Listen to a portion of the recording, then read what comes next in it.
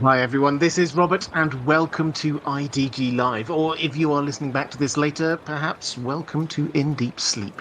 As a sort of probably the last time I sort of throw this out there, in case you've not picked up on this, I have a new channel, In Deep Sleep, where I take the audio from this and I put it to some soothing images, a log fire, that kind of thing, with a little bit of background noise, with the intention of this being something that you can listen to as you drift off to sleep. So if you are doing that, welcome, and I hope you sleep well. There should be a link to that somewhere down in the description or something like that. But today we are looking at Ashara Dayne in the latest in a series of live streams going through mysteries in the world of A Song of Ice and Fire.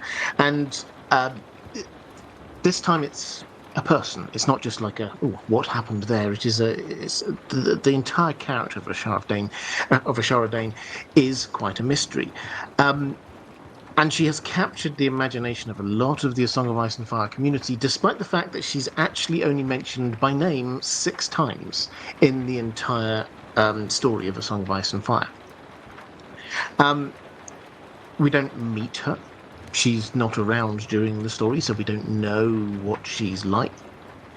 And although, and we'll get onto this in just a moment, although there are various stories about her, things that people say, we don't really get to know a huge amount about her as a character.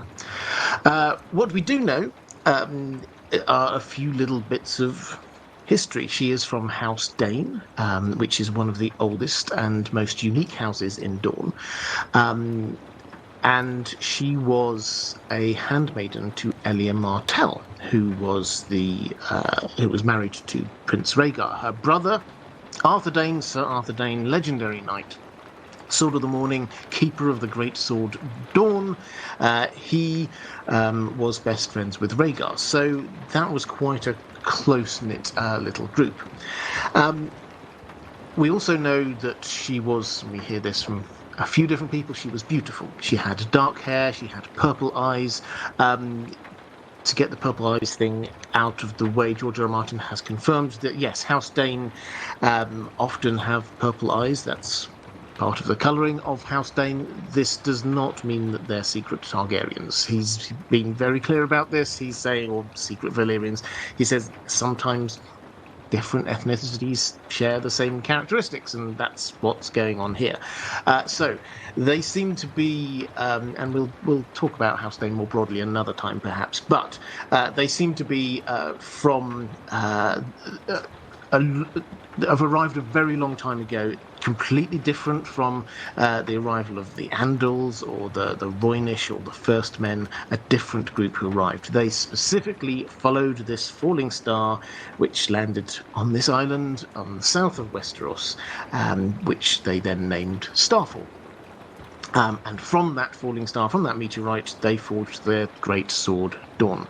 So that is why they are different. That's why they're special. And this sword is ancient, thousands of years old. And the holders of this sword are often some of the most legendary fighters in all of Westeros. So she was handmaiden to Elia Martell. The first we really hear about her is that she was there at the tourney at Harrenhal. Now, the tourney at Harrenhal, you will remember, was this tournament which happened in what later became known as the Year of the Fourth Spring. There'd been winter for some time, then spring arrived, everybody believed this was spring, and there was this tourney at Harrenhal where a lot of things happened. And she was there. She was right at the heart of it. Elia Martell was there. We hear one account about the fact that at the Great Feast, she danced with a lot of different people. She caught the eye of a number of different people that we're aware of. And then she kind of like disappears from the narrative. We get these rumors that there was a dalliance or a love affair with Ned Stark. And we're told that she had a child and that then she decided to end her own life, threw herself off of the tallest tower in Starfall at the end of Robert's Rebellion. And that's it. That's the story that we're told. Now, why is she a mystery then? What is it that's and why is she such an intriguing figure? I think it's because we're supposed to be suspicious of the way George R. R. Martin is writing it. Everything that we read and hear about her just doesn't quite hang right. It's as if there's something else going on. We're told Ned is such an honourable person, and yet we're told that he had a child with her and then abandoned her and she committed suicide. Is that an honourable thing for him to be doing? It doesn't really hang right. Is he really that ashamed of her that he doesn't ever let anyone name, if she is the mother of Jon Snow, why wouldn't he let anyone name her? Why is that such a shame? Actually, him and her being together, this is before Cat was on the scene, because he wasn't supposed to marry Cat, it would have been a sensible match. He's the second son of Lord Stark, and she's the eldest daughter of the Daynes, which is sort of a second-tier house in Dornish. There's nothing mysterious or shameful about that at all. So we're supposed to immediately be a little bit suspicious, and then our suspicions are supposed to be added to, I think, every time she gets mentioned. The first time really she's mentioned is Cat. Now, Cat remembers when... And from her perspective, you can understand why she might have thought that might have had strong feelings about this. She has just married Ned. She hadn't expected to, but she had fallen pregnant straight away with him within the first 2 weeks after their marriage. She has the child. She heads up to Winterfell to start her new life, to this desolate northern wasteland that she doesn't know anything about the people or the culture. And as she arrives, she finds that what she's been told is Ned's bastard child, who is there and already ensconced in Winterfell. And the word is that this child is going to be brought up and raised as part of the family. You can understand why she was a bit put out by this. She has heard rumours that this was Ashara Dayne's child, and so she puts it to Ned, her new husband. She asks him about Ashara Dayne, and he reacts incredibly strongly. She'd never seen him this angry before. He says, "Where did you hear that name from? Never say that again." He heads down, tries to find out where this rumour has come from, and that name was never heard in Winterfell again. This is not like Ned. His reaction is a really strong one, to the extent that we're supposed to go, okay, so if that is Jon's mother, why is he that touchy about it? There's nothing wrong with this in many ways. If he'd had this child, as even Cat accepts, many lords have bastard children, and that's just something that you accept. You might not like it, but you have to accept it. So why was Ned reacting that strongly? We're supposed to immediately be a little bit suspicious. Then, much later, we have Ned Dayne, this character who's young. He's the new Lord of Starfall, the new Dayne Lord. And he, for a variety of reasons, runs into Arya. And he has this really intriguing conversation with her. First of all, he's saying, "Yeah, I'm named after your father." He's held in such high regard in our family, and you're immediately there thinking, "Well, hang on, how does that work?" I thought what we've got here is Ned is ashamed of her. He's abandoned her. She was heartbroken because of what happened. She threw herself off of this tower. and now you're naming your heir after Ned. That doesn't hold together. We're supposed to be a bit suspicious. And then he comes out with this story and says, yes, Ned and her, they were in love. But then also he seems to have the story that seems to be told there in Starfall is that Jon Snow is Ned's bastard child with Willa, this serving woman. So they think that he was in love with Ashara Dayne, but then slept with one of her serving women. Again, it doesn't quite add up. We're supposed to be suspicious about this. There's something that the reactions, how people are talking about it, doesn't seem to work. Then we get this the story. It's not just a story about Ashara Dayne. It's a story about the Night of the Laughing Tree. It's a story about the tourney at Harrenhal. But we do get to hear a bit about Ashara Dayne. And we'll get on to that whole story when Jojen and Mera tell this to Bran. And they stop several times and say, are you sure your father's not told you this story? They're absolutely confused. Why wouldn't Ned have told his children this story? Why wouldn't he have told them about Ashara Dayne? So again, we're supposed to be suspicious. What's going on there? And then we get Barristan Selmy, who was at the tourney at Harrenhal, and he thinks back to this time, and it turns out that he fell in love with her from afar. He couldn't do anything about it. He was Knight of the Kingsguard. There was nothing he could do, but he remembers that she was dishonoured by a man. Barristan Selmy's morals are such that the clear implication is that she slept with somebody at the tourney at Harrenhal, and then she turned to Stark. The implication here, we don't know, but the implication is that this is probably Ned Stark. It certainly doesn't seem that Ned Stark was the one who dishonoured her, because Barristan Selmy seems to hold Ned Stark in very high regard.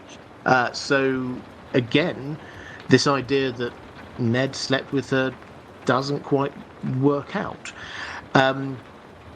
So we're supposed to be suspicious, and that is the reason, I think, why she has fascinated so many of us for so long, because we're not given the answers, and yet very clearly we're told that again and again there's something going on here underneath the surface. If you start digging, then maybe you'll figure it out. I've got my thoughts on what was going on there, which I will set out in just one moment. But let's have a quick flick through the chat first. Mara Lee, hi there, Mara, great to see you. Saying just a show of love and support. So glad to be able to join the live stream at last and to chat. Love all the fabulous content, merch, and stories. Thank you, Robert. Well, fantastic, and it's wonderful to have you here. And I'm so glad that you can hang around. Do please, get involved in the chat. I hugely appreciate your support, Mara. Thank you so much. Also Marley saying for the mods, and yes, let's do a little bit of early mod love. If you're here, if you're watching this live, please do get involved in the chat. Let me know what you think. Drop some questions in. I will pick up as many questions as I can going through. Can't promise to pick up everything, I'm afraid, because the chat does move through quite quickly.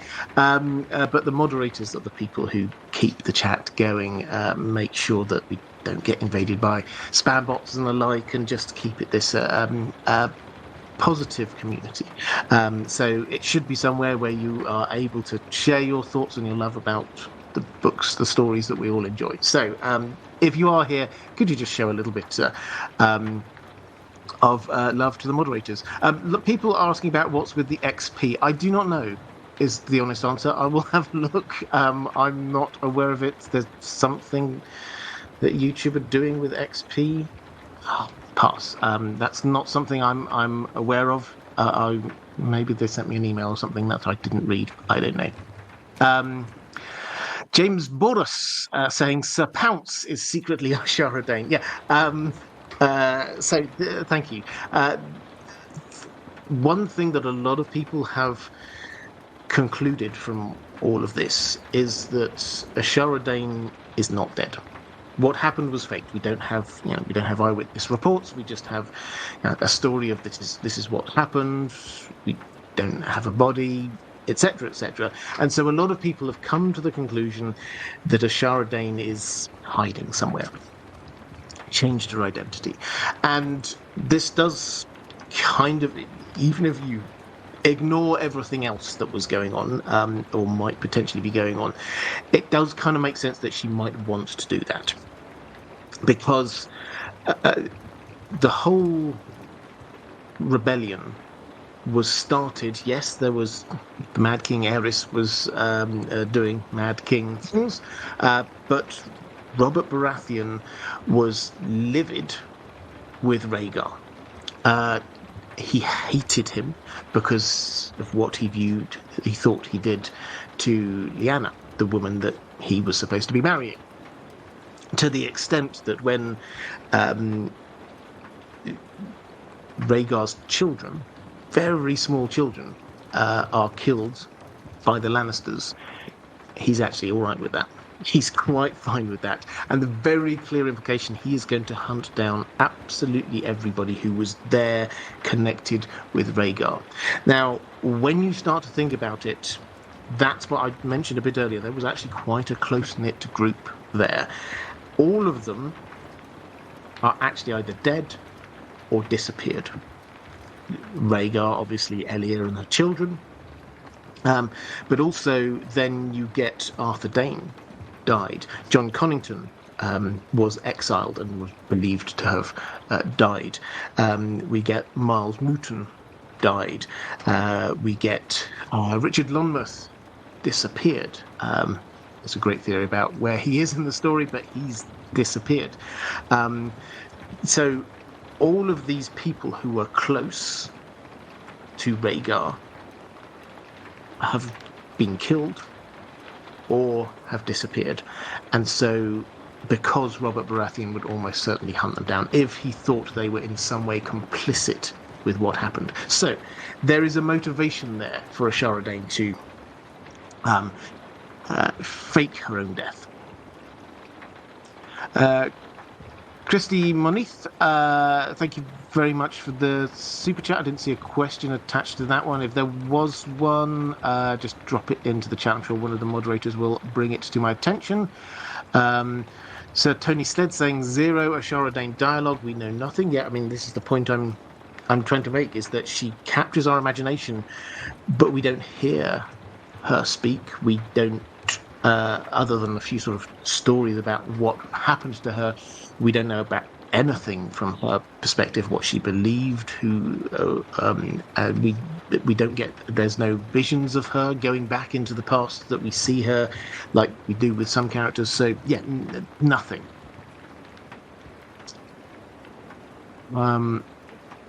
And I think I had one more. So Tony Sled saying Kat was insecure about a dead Ashara. Meanwhile, we have no proof Ned held her betrothal to Brandon over her. Similarly, love security versus love insecurity. Yes, I mean I absolutely get that. So the point here is that Kat was insecure about the fact that Ned might have loved somebody else beforehand. Ned, however, didn't ever, as far as we're aware, hold it over Kat that, she was supposed to be with his brother, which would have been a little bit awkward, it has to be said. So yeah, Ned is a good guy. Callie Summers, might there be some historical rhyming with Arthur? Jojen being sacrificed for and Ashara Mera protecting a Stark child? Yes, potentially. So this is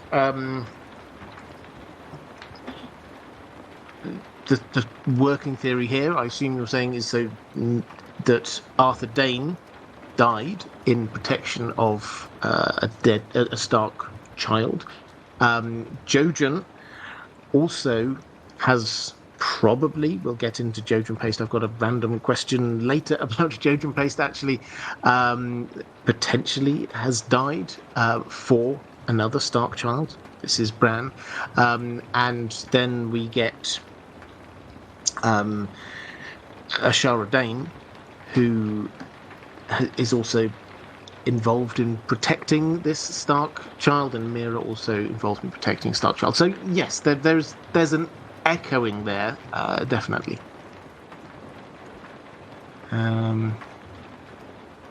Okay, I think that's me caught up in the chat. So, I got one quote just to sort of wrap up the introduction about her before I get into the questions from my patrons. I've got one quote from George R. R. Martin, which I think gives us the only other bit of context we have. This is from a while ago, so maybe things have changed since then, but I see no reason why it would have done. This was back in the time when he would answer questions from fans about the story, and he didn't want to give away plot important things, but still he would answer. And someone asked him a question about Ashara Dayne, and he said this. He says, "All will be revealed in good time. I will give you this much, however. Ashara Dayne was not nailed to the floor in Starfall, as some of the fans who write to me seem to assume. They have horses in Dawn too, and boats, though not many of their own. As a matter of fact, she was one of Princess Elia's lady companions in King's Landing in the first few years after Elia married Rhaegar." So he's trying to, I think here, hint at the fact that we kind of think of her as being based down in Starfall. That's not necessarily the case, which opens up, during Robert's Rebellion, which opens up a whole range of other possibilities. I'm not saying that I necessarily think this is true, but it's entirely possible that she was with that group who was with Rhaegar, and they went to get Lyanna Stark. Why might she be? Well, she will have been there with Rhaegar and Elia on Dragonstone when the decision was made. We're told that Rhaegar set out with a group of his closest companions, and we're not told exactly who they are, but she would certainly seem to fit that bill. And if he was going there in order to take her away and not kidnap her in some way that she might not wish, then actually Rhaegar seems quite a nice guy. He seems quite sensitive. He will probably be very aware of the fact that Lyanna, as redoubtable a character as she clearly was, probably wouldn't like the idea of just being picked up by this group of guys. Just her having someone that she knows, another woman there, would probably be quite a nice touch. And Rhaegar seems like quite a nice guy. So perhaps one of the things that George R. R. Martin was hinting at there was that she was part of that group. And so that might mean that perhaps she came to the Tower of Joy with them. Perhaps she was there inside. I've talked about it many times before. It's pretty clear that the Tower of Joy was not just Lyanna Stark on her own in the tower with a baby with 3 knights standing outside. There will have been more people involved than that. So Ashara Dayne may well be one of the people who was there and involved. We don't know. If not that, she might have been doing other things, but she wasn't just staying down in Starfall during the war. Okay, let's get to some questions. Lady Pushkin's first, saying, can I put forward a new merch idea? I'm terrible at pushing merch as well. There is somewhere down here, there's merch, if you're interested in that. Ideas: In Deep Geek bookmark and an In Deep Sleep mask. I think we have bookmarks for In Deep Geek, but I'm not 100% on that. You would have to click on the links down there. As for In Deep Sleep mask, I like the idea. That's good. I will see what I can do about that. Okay, question. Why do you think that Ashara Dayne is with Howland Reed? Sorry, need a refresh about this. Absolutely. So this is my working theory. I did a video on this ages ago. I think it came down with the Robert's Rebellion series. I will put this one back up again. Do not worry. But the working theory goes a little bit like this. First of all, we have, as we've already pointed out, this doesn't add up. The story that we have doesn't seem quite right. So we are looking for another level here, something else going on that we haven't got all the truth of. And my starting point for this, when you can have many starting points, but my starting point for this is the fact that the Danes love Ned Stark. And if you believe that Ashara Dayne and Ned Stark got together or were in love or anything like that, you have to believe something along these lines. Which is that Ned and Ashara met at the tourney at Harrenhal. They fell in love to the extent that she met up with him during the war. They slept, maybe they'd been sleeping together before, but they slept together then, and she fell pregnant at about the same time that Ned was getting married, give or take. We know that terms of timing because when baby Jon was brought up, Ned was very clear, this was after, which means but a little bit after Robb was born, which means that it helped out in terms of succession, in case anyone was thinking, so he has got a child who's older than Robb. He was very clear. He went, no, this isn't the case. But also, this means that those two babies must have looked roughly the same age. There's not a big, and when small newborn babies and babies up, a year or so, then you can tell when a baby's 1 or whether a baby's 3. They're brought at about this kind of, the same kind of age. So about the time that Ned was getting married, give or take a few weeks, maybe after he got married, maybe before he got married, they slept together. She fell pregnant. She gave birth. He, by this point, was married and decides he's going to stick with his marriage and abandon Ashara Dayne. He goes to the Tower of Joy. He kills her brother. Then goes to Starfall, where, according to the Danes, he then slept with her servant, although by implication he must have done that earlier. She broke her heart. She decided to end her own life by throwing herself off the top of the tower. He then took her child, went up to Winterfell, refused to acknowledge that she was the mother, and took the nurse, the woman that allegedly he'd also been sleeping with him. And after all of that, the Danes go, wow, this guy is amazing. We're going to name our firstborn son after him. That, for me, very clearly says no. The Ned thing did not happen. But where did this rumour about Ned and her come from? Well, when you start digging into it, you find this came from the tourney at Harrenhal. When Arya, or after Arya has talked to Ned, young Ned Dayne, she's kind of like thrown a bit by this. I thought my father was an honourable man. Why would he do such things? Even she's like thrown back. You'd expect to be.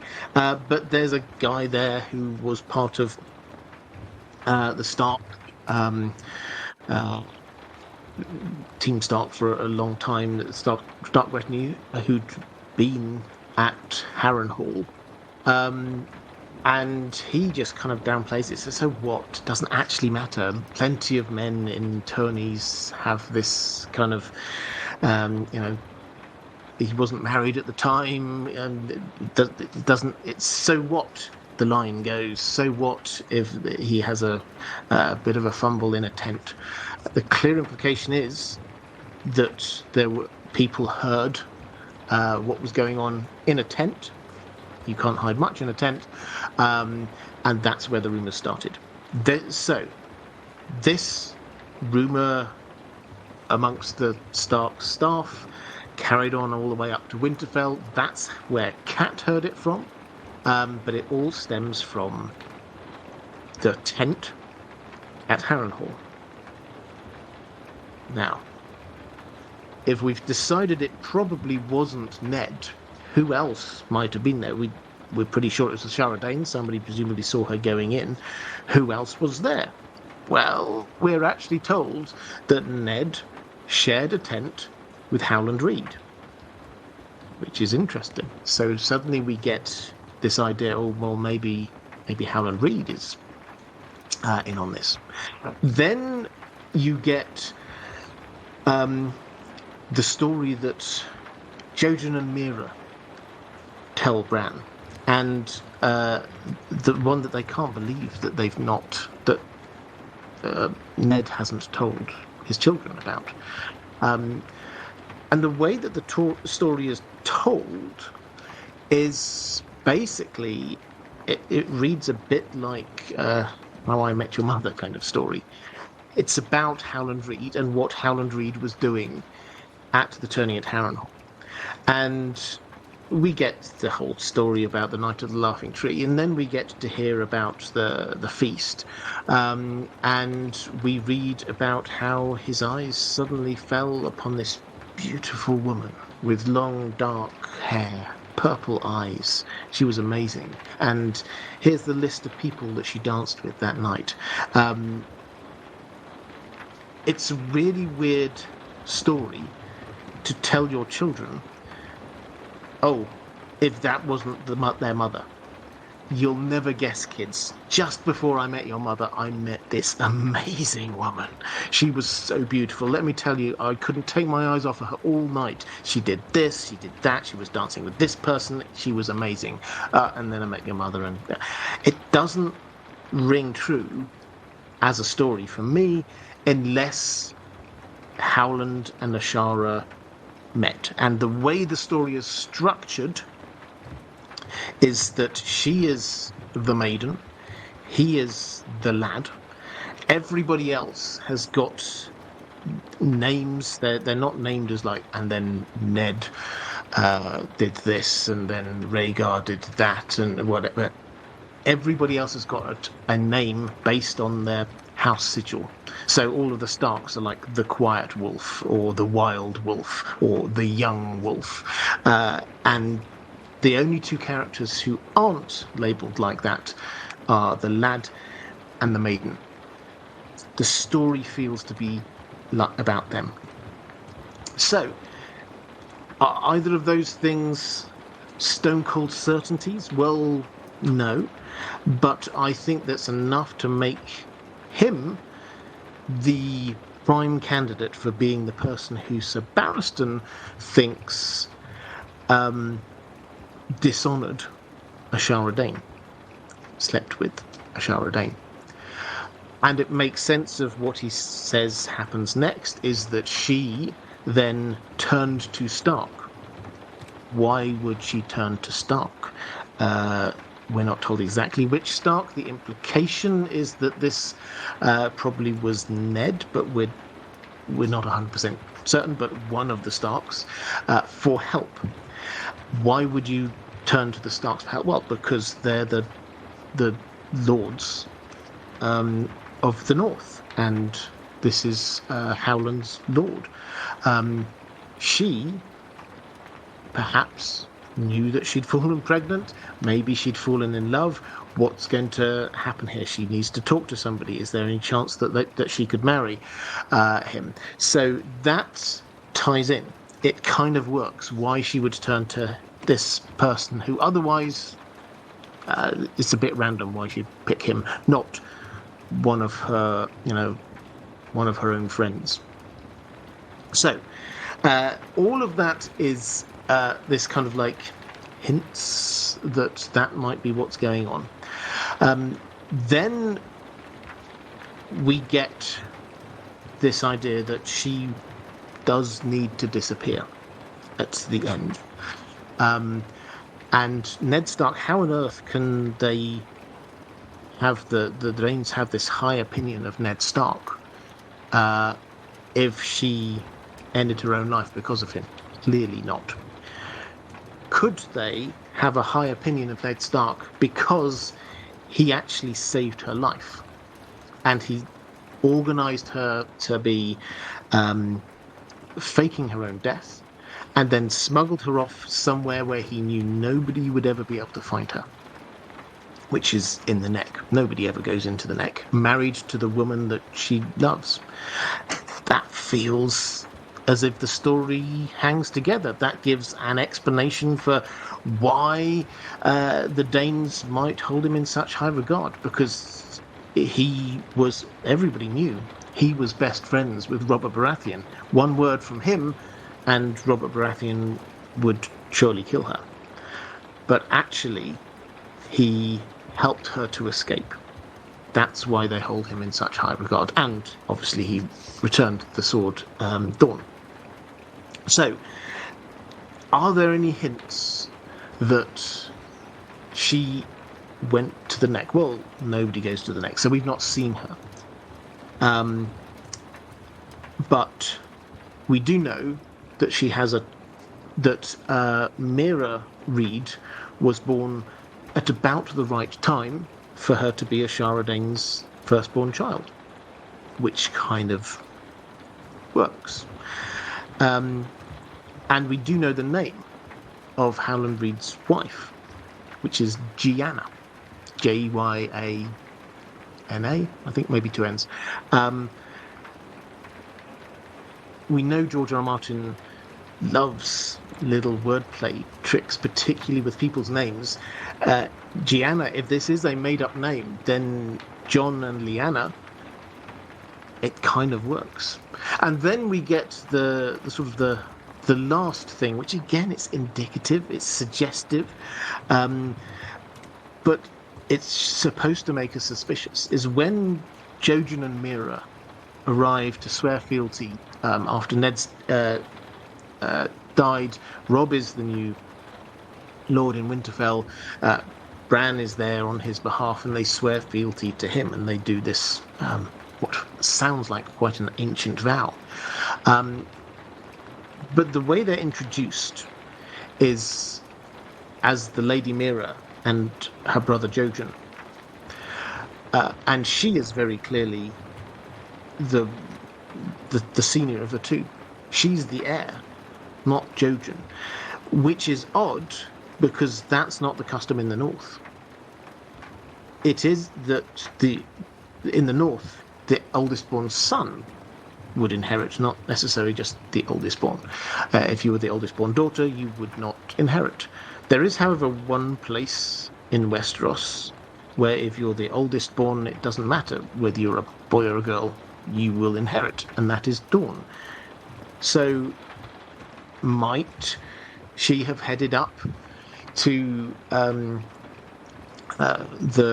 Neck with Howland Reed, assumed the name Jyanna, and introduced some of her people's customs there?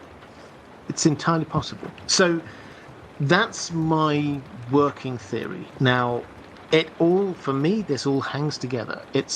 There is no one thing, and because George R. R. Martin has not given us this yet, there is no one thing which is there, which is like the smoking gun that allows us to say definitely this is the case. But it explains so much of the story about what's going on, why House Dayne love Ned Stark, why the Reeds seem to have a different inheritance system, why the rumors seem to start from Ned's tent when it doesn't seem to have been Ned himself who was involved. All of these things, that the pieces just kind of drop into place.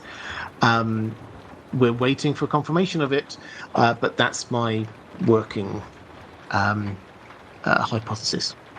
So there you go. As I say, I will put that back up in a video at some point. So Tony Sled said, if she's alive, she's mourning or avenging Elia, maybe. Yeah, perhaps. Tony Sled saying, we know from the Reeds she was at the tourney. She was definitely at the tourney. Agreed. Let's have a quick flick through the chat. Mera Lee saying, Ned Stark eventually returned the sword Dawn back to House Dayne after the death of Sir Arthur Dayne. Who do you think will be the next Sword of the Morning and eventually wield Dawn?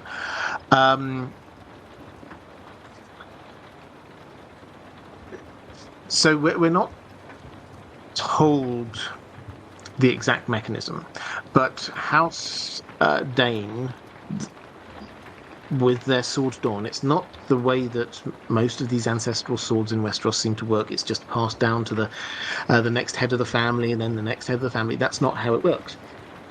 It is only given to somebody who's deemed worthy within the family, and they are not necessarily the Lord. What does worthy mean? Who gets to decide whether someone's worthy? These are questions we don't have the answer to. But I think the clear implication is, at the moment, there is nobody there who is worthy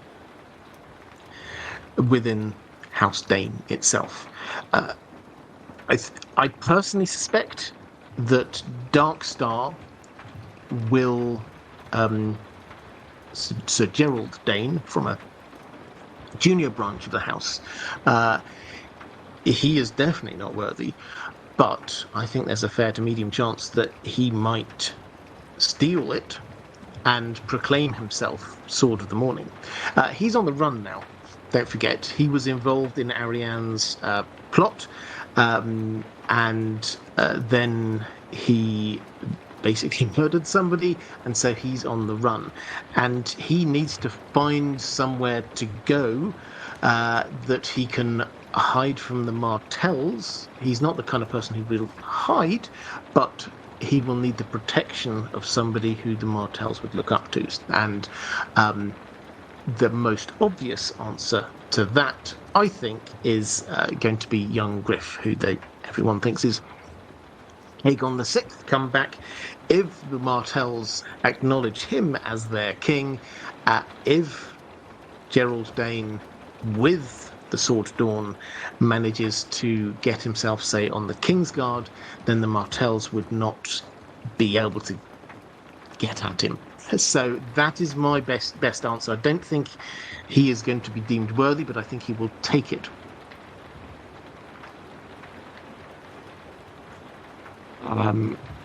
Right, I think that's me caught up. Oh no, GG81, who's a member here for 14 months now. Thank you very much. If you want to support this channel, the best way to do that is via Patreon. There are links down in the description. But if for whatever reason you don't want to go to Patreon, then you can become a member here of this channel. There's a button somewhere. And one of the perks of that is that you can get your comments highlighted, like this one. And bit off topic, what if Ned told Cat about Jon? How would Jon's story, and in that extend the whole story? What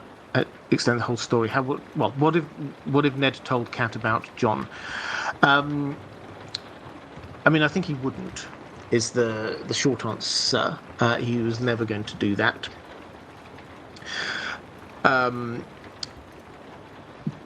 Not just because he didn't trust her. He didn't know her, to start with. He barely met her. He'd been married to her for 2 weeks, then gone off and fought in a war. So there's no reason for him to trust her immediately. But more to the point, he wasn't telling anyone. And he wanted to draw a line under this whole business and move on. So I think that the answer is that he wouldn't have done. If he had, and this is probably if he thought about it in a little bit more detail, then Cat would probably have been a bit nicer to Jon. And I suspect I don't think Ned thought at this level of detail, but I suspect that if he had thought about it, he actually quite liked, in terms of security, the fact that Cat clearly did not like Jon, and everybody could see that because that backed up his story. If she clearly didn't like Jon, and then a bit later he decided to tell her, and she suddenly changed and was like a bit nicer to him, then people might wonder what's gone on, and he didn't want that. So I think the honest answer is that he wouldn't have told her. If he had, the question is, would she have changed the way that she dealt with him, and also how would that affect her feelings in terms of Robb's will?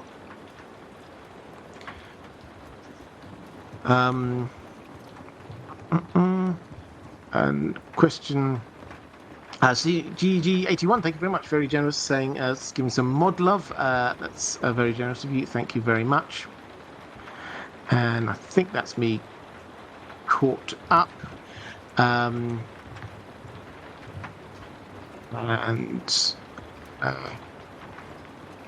Lady Pushkins, I just answered your question. Let's go to Commander Ray, saying, hello, Robert and Dan the dog. We all know that the story Bran was told about the Night of the Laughing Tree had much deeper meaning than was given none more, I think, than the How I Met Your Mother aspect of it. Do you think that Ashara is still alive? And do you think she staged her death as an additional cover for Jon? Because it's not that much of a scandal to just run away with the strange swamp man if nobody ever sees them again. I find it likely they wanted to hide everyone with knowledge and to give an alibi for Jon's mother that could be multiple people, and it allows the young couple peace and quiet to raise their family. Yes, I mean, I would agree with this completely. If this is a staged death, this meant that nobody was going to be looking for her, and that would allow her to just kind of disappear, in the same way that everybody thought Jon Connington was dead, so nobody looked for him. So yes, this would give them peace to be sort of raising their family on their own. This other bit about giving an alibi for Jon's mother that could be multiple people, I like it. I don't think that they went to this huge amount of detail about thinking through all of the implications of this. I think in terms of what will people think. Ned clearly was the view, okay, so I will just tell everyone this is my bastard child, and I won't tell anyone who the mother is, because they'll just think that I'm ashamed of, or something like that. He knew the one person he had to tell was Robert Baratheon. And he told the story that this was Willa, which seems to be the story that House Dayne have. It actually appears that this wasn't the official plan. They hadn't thought, okay, well, we'll try and put it out there that Ned and Ashara got together. This just happened to get out there because this was one of the rumours that came out from Harrenhal, that Ned and Ashara had got together. And I should probably, perhaps by way of balance, but also sort of extra context here. I think it's entirely possible that the original plan was for Ned and Ashara to marry. I don't know this. It just makes sense. And when I say the original plan, this is in terms of Rickard Stark and his kind of Southron ambitions. He sent all his children down to the tourney at Harrenhal, and clearly he's on this mission to build alliances with the south. So Ned, he's already put there in the Vale with the Arryns, making friends with Robert Baratheon. His oldest son Brandon is going to be marrying the Tullys. I think the hints are that Lyanna was there. She was left down in there for a little while to be building some relationships in the Riverlands. Ned was coming up to the age where you might start to think, okay, who should he be marrying? And the attorney is the best place to be meeting all of these people. Now, why would Ashara Dayne be a sensible fit? Well, if we've already got these, if the idea is to create this network of alliances, if we've already got the Vale of Arryn on side, we've got the Stormlands through Robert Baratheon. Lyanna was supposed to be marrying him as well, let's not forget. If we've got the Tullys brought in, where do you go next? Well, Dorne makes sense, and also potentially the Targaryens, because as the ruling family, and if not the Mad King himself, then the person who seems very clearly out on manoeuvres at the tourney at Harrenhal, trying to show people that maybe he should be put forward as the king. Maybe we should have some kind of soft coup. That seems to be what Rhaegar was planning. And how do you get close to him? Well, through the family that were best friends with him. And that's House Dayne. And that's the level at which Ned, as a kind of a match, should be looking anyway. Because he's the second, so he's not the first son. The first son, yes, should be looking at one of the other Lords Paramount, the eldest daughter there. For Ned, probably he's looking a notch down. He's the second son of Lord Stark, so he should probably be looking at one of the top tier, or tier just below the Lords Paramount, like House Dayne, who are one of the most renowned houses in all of Dorne. So that kind of makes sense, just on a who Ned probably should have been thinking about maybe marrying or being pushed into, and he quite literally was, because his older brother Brandon, when there were all these dances going on, it seems that Ned didn't really want to dance with Ashara Dayne, or was embarrassed or something like that, and Brandon stepped in to make that happen. So if Brandon is there basically leading the Stark delegation, that seems to be the case, he is doing the matchmaking. So that, for me, kind of adds an extra layer to this, which adds to why people might think that they got together, because the idea was that they might get together. It's just that she fell in love with someone else. So that is something that we shouldn't, I think, lose sight of, and shouldn't sort of shy away from, is that the potential was there that perhaps they could get together, but they just didn't. All of which was a bit of digression around from the fact that they if they thought about it, they will have known that the rumours would have been out there about Ashara Dayne and Ned already, and so this gives them because of that gives them the potential for a reason why she might decide to end her own life. Because if the man that she loves cannot marry her, and her brother's being killed by the man she loves, that gives a whole reason. So it kind of all it ties together. Question from Hermione. There are fans who think that Septa Lemore might be Ashara in disguise. What are your thoughts? Why would she ally with Fegon? Okay, so who is Septa Lamore? She's a book only character. We meet her in A Dance with Dragons when Tyrion heads down the River Rhoyne with this fantastic cast of characters who, one by one, he figures out who they are, what's going on. That guy there, that's Jon Connington. That is somebody who is pretending to be, or thinks he's a Targaryen. Who's this Howland Halfmaester? He's figured out what's going on there. So Tyrion, the one person that he hasn't, by the time he leaves, not of his own will, but by the time he leaves that group, the one person who he's still not 100% sure on is Septa Lamore, which adds to this kind of mystery. Who is she?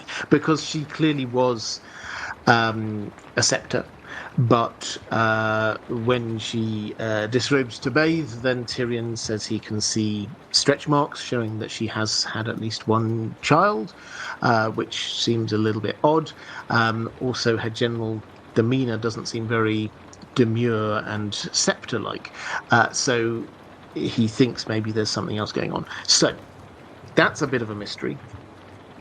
Ashara Dayne, if she did fake her own death, going to Essos is a place she could try to go to escape detection. Because the other thing you have to remember about her is that this idea of going into hiding, she's one of the most recognizable people in the entire Seven Kingdoms.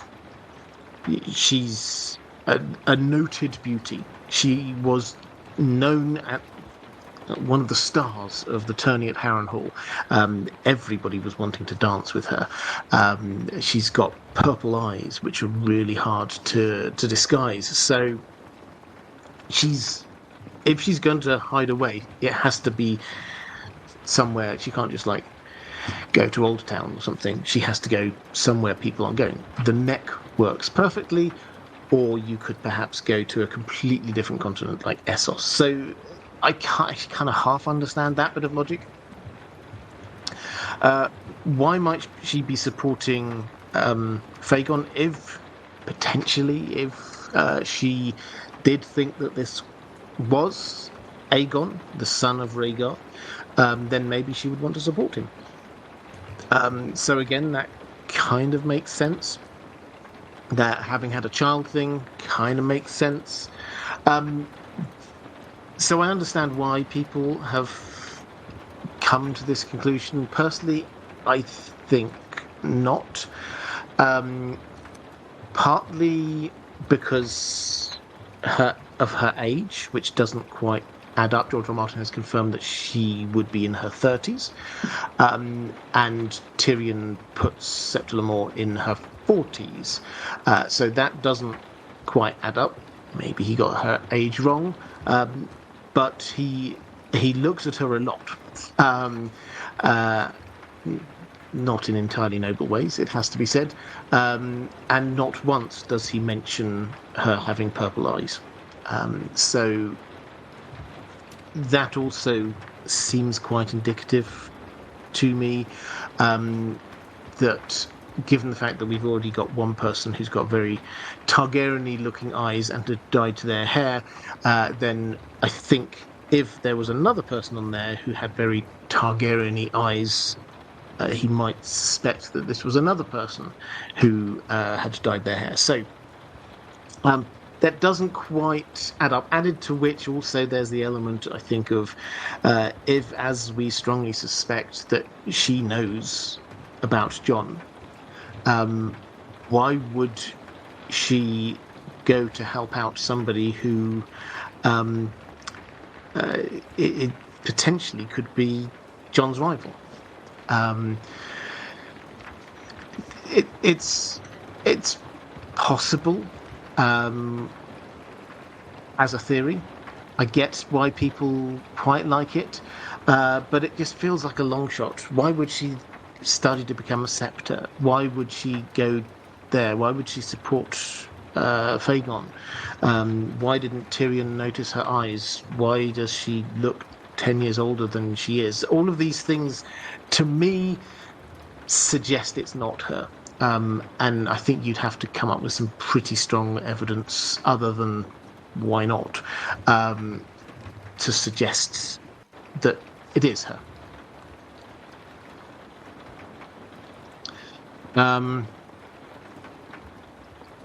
Let's go to Madeline Tyrell Dayne saying, "Hi Robert, I'm looking forward to this stream. Ashara is one of my favourite characters. Like many others, I love your Howland and Ashara theory. If it is correct, what implications do you think it will have for future books? How much will George R. R. Martin make explicit about what happened, and how will he reveal it? Will we see Ashara, and what impact will her and her story have on the plot for the last 2 books?" Well, I've got a few questions along these lines. The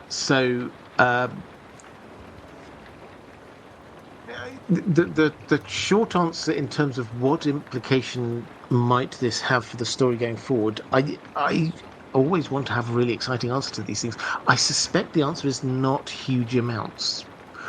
I think this will explain things that happened in the past, but in terms of her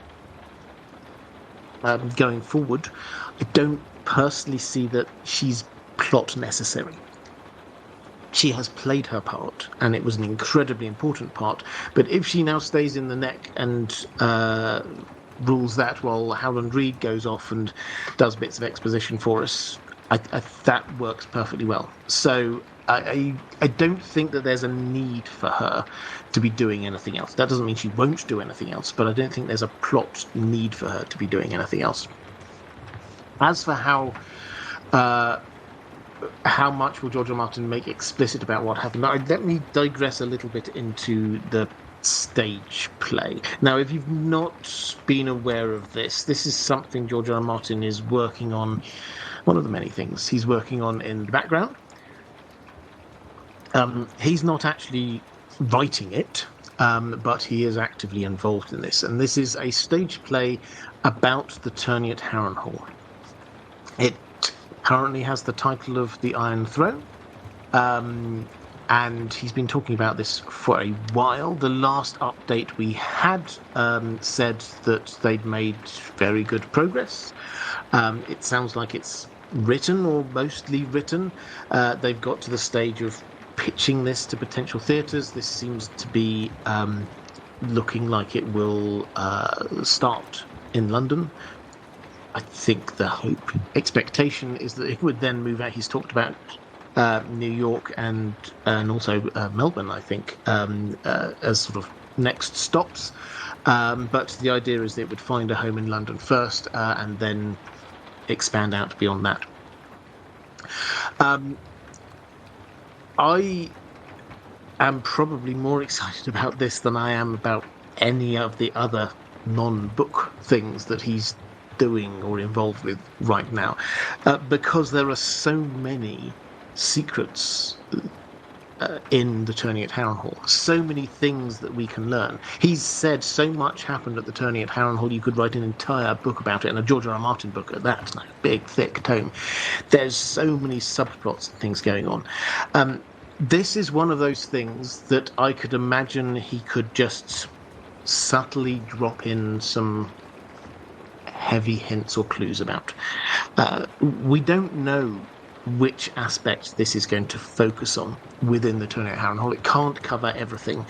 I think the implication of it being called the Iron Throne means that the focus is going to be on the succession. The focus is going to be on Rhaegar setting up this tourney as a sort of a soft launch for his bid to be king. And Varys realizing this and bringing the Mad King in, and therefore preventing this from turning into a glorified Great Council. So I think that is going to be the main focus of the story, but it will have to include a number of other things along the way in order to tell that story. One of those things it will have to include is the Night of the Laughing Tree.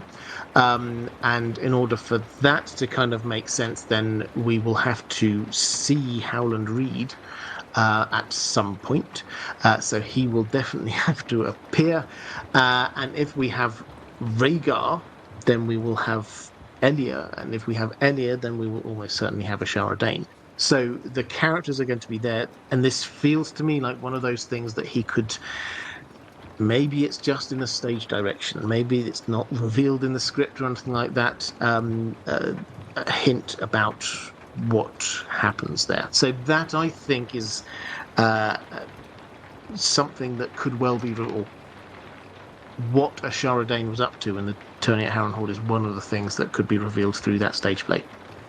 And for those who are wondering, it's not going to be this year. He suggested a while ago that it might be this year. I was hopeful of it being this year. It now seems more likely to be 2026. This is another of those things which is slipping. We're kind of used to that now. But this doesn't appear to be due to him not writing anything. This is just, for whatever reason, they're not finding it hard to choose a theatre as far as or find a theatre that wants to take it, as far as I can tell, but they might be taking their time waiting for the right theatre to come along, because in London, as in many other places, then often a theatre will have a particular show on a run which goes on for quite some time, and then it becomes established there. The Mousetrap has been in the same theatre for 60 odd years in London, but it's not rare at all for shows to stay for a year, 5 years, 10 years in the same theatre. So everything is set up exactly for that one show. Maybe they're just waiting for an end of a run so that they can get a particular theatre that they want. I don't know. That's just my speculation. But anyway, that, I think, is how we will get some information about Ashara Dayne, about her at the tourney at Harrenhal. As for after that, we may get a bit more through Sir Barristan. He does think about her. He often thinks about her. He kind of compares her to Dany, who he has a kind of a paternal crush on, is probably the wrong way of saying it. That sounds a bit more seedy than it actually is. But he looks at her and he remembers Ashara Dayne. It's something about the eyes, and he. So it's entirely possible when she returns, he might go off on another one of his random thinkings about Ashara Dayne, and we might learn a little bit more. But very probably we're going to learn whenever Howland Reed emerges. Right, let's go to Orion's Orcas saying, do you think she is still alive to have a story to tell, and will we ever see Howland Reed? Well, so I've got a lot of questions which are relatively similar. I don't want to repeat myself, but let's talk about Howland Reed here and this aspect here. Are we going to see Howland Reed? The answer is yes. George R. Martin has confirmed, well, he confirmed a long time ago that we will see Howland Reed, and he's confirmed we're not going to have a Howland Reed POV. And we didn't have Howland Reed around for a very long time, simply because he knows too much. That's a thing that he said, we're not going to have POV chapters from characters, and he actually name-checked Littlefinger, Varys, and Howland Reed. We're not going to have POV chapters from characters who know too much. So he will emerge at some point, and there's... I think a fair chance when it becomes apparent that Jon is living up to his calling as the prince that was promised, his calling as perceived by some people, and we have this will which legitimizes him, which... So some of the witnesses to that are currently very probably with Howland Reed. Once all of that happens, there's a chance that he could then emerge and let Jon know the truth of what was going on. Howland Reed, when he does emerge, will be walking, talking exposition man. He will be telling us about what happened back during Robert's Rebellion, what really happened. And Ashara Dayne, her story will be told at least partly through that.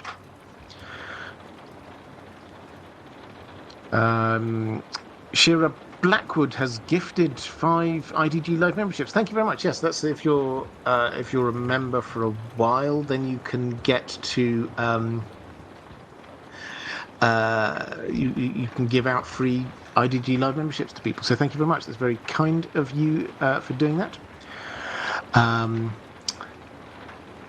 Let's go to a question from Catherine Furseth saying, not to pour too much cold water on your Howland and Ashara theory. I'm very happy for cold water. I love having these things challenged. You know that I don't come up with theories and then sort of stand by them and live and die by whether they're true. I'm just trying to come up with my best understanding of what's really going on. And when we get more information, I will change that based on that new information that's come forward. And I think that's a much better way to go about this than just coming up with a theory and saying, this is my theory, let's see whether this is right or wrong. I will have more working hypotheses. When we get the next book, fingers crossed, then we will have so much more information and I will be able to update all of this. Not to pour too much cold water on the Howland and Ashara theory, I still wonder what narrative purpose this has. Does it really matter in the greater scheme of things what happened to her? I rather like the idea that some mysteries are just unsolved mysteries that we can keep discussing over and over. What, if anything, do we lose if Ashara Dayne never shows up? For my part, I can't see that it really affects the big beats of the story. Thanks. Well, yes, I agree, absolutely. It doesn't affect anything. If she doesn't make an appearance, it doesn't affect the big beats. Her main role has already happened. So I absolutely agree with that. But I would say we do need to understand, in order for us to have an understanding of this story, we need to know and understand what happened at the Tower of Joy. And what happened at the Tower of Joy is intrinsically linked to Ned Stark going from there to Starfall. Because he, at this moment in time, he's just achieved what he wanted. Well, he's just lost his sister, which obviously huge tragedy, but he's got this child. He could at this point just then turn around and do what Data does anyway, but he decides to go to Starfall first.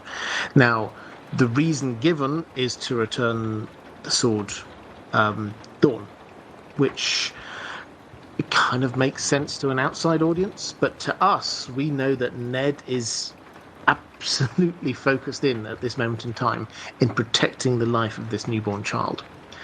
And his thought will not be, well, I'll return this sword first. Over through the mountains, a journey, we don't know exactly how long it is, but it looks like it's at least a week trek out of his way, going in the wrong direction. So his thought process doesn't make sense in terms of going to Starfall. So there must be another reason for him to be there. And the most likely is that they are part of this. The Danes know what's going on, and he has to help deal with Ashara Dayne. And he also needs a wet nurse who they can trust, which they can get from House Dayne, because let's not forget the baby's mother has just died. They need to find a wet nurse. They have to go somewhere that they can trust, there has to be a reason why they chose Starfall. There are closer places. House Fowler were closer, but they didn't go there. They went to Starfall. GG 81 has gifted 50 IDG Live memberships. That's very kind. Thank you very much. Lots of people have got that, so thank you very much. That's very generous to people. Callie Summers saying Rob's will is in the neck and the bearers are seeking Howland. Maybe the choice of Jon as heir is what pulls Howland out, since he knows about R plus L equals J. Yeah, so, I mean, I sort of touched on that a little bit ago. The point I've made of various things recently is that we've got quite the gathering of Stark loyalists going on in the neck at the moment. We've obviously got Howland Reed there. We've got Mage Mormont and I've forgotten who it is now. Gelbert Glover, I think, who have been. They are the signatories, the witnesses to Rob's will, but the reason they are there was to help prepare the way for Rob's attack on the north, which didn't happen because of the Red Wedding. But then we also very probably have Hallis Mollen with Ned Stark's bones. They're very probably there. So we've got this gathering of Stark loyalists in the neck. They will make an appearance. One or more of them will make an appearance in the Winds of Winter.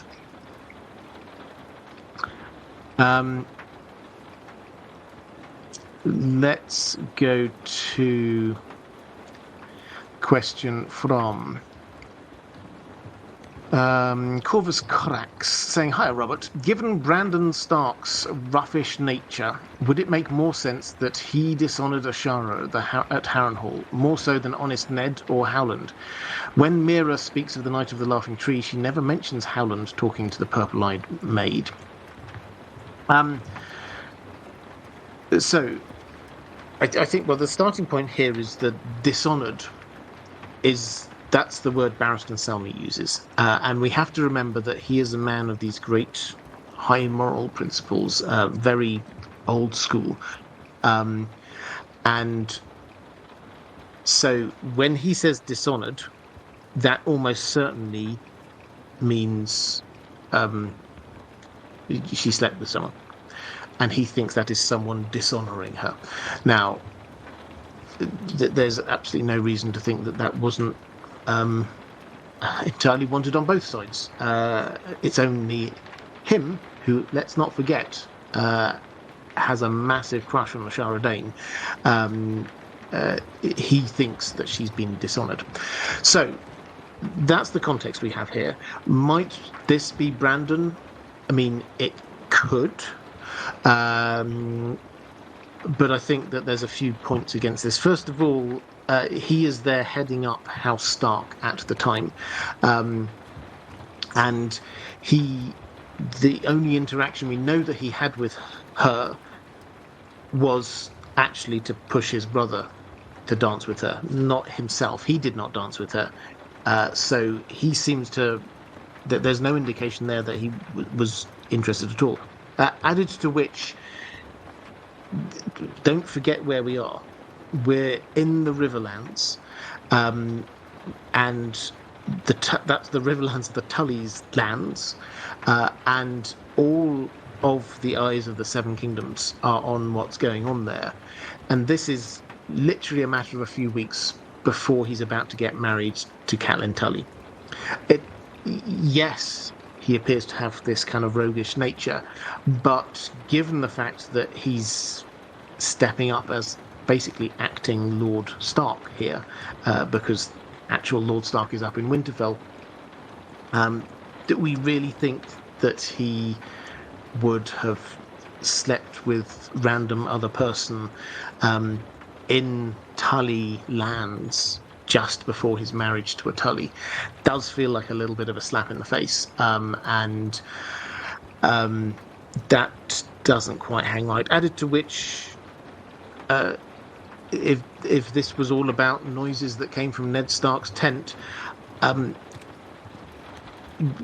why, if it were him, surely it'd be noises coming from Brandon Stark's tent.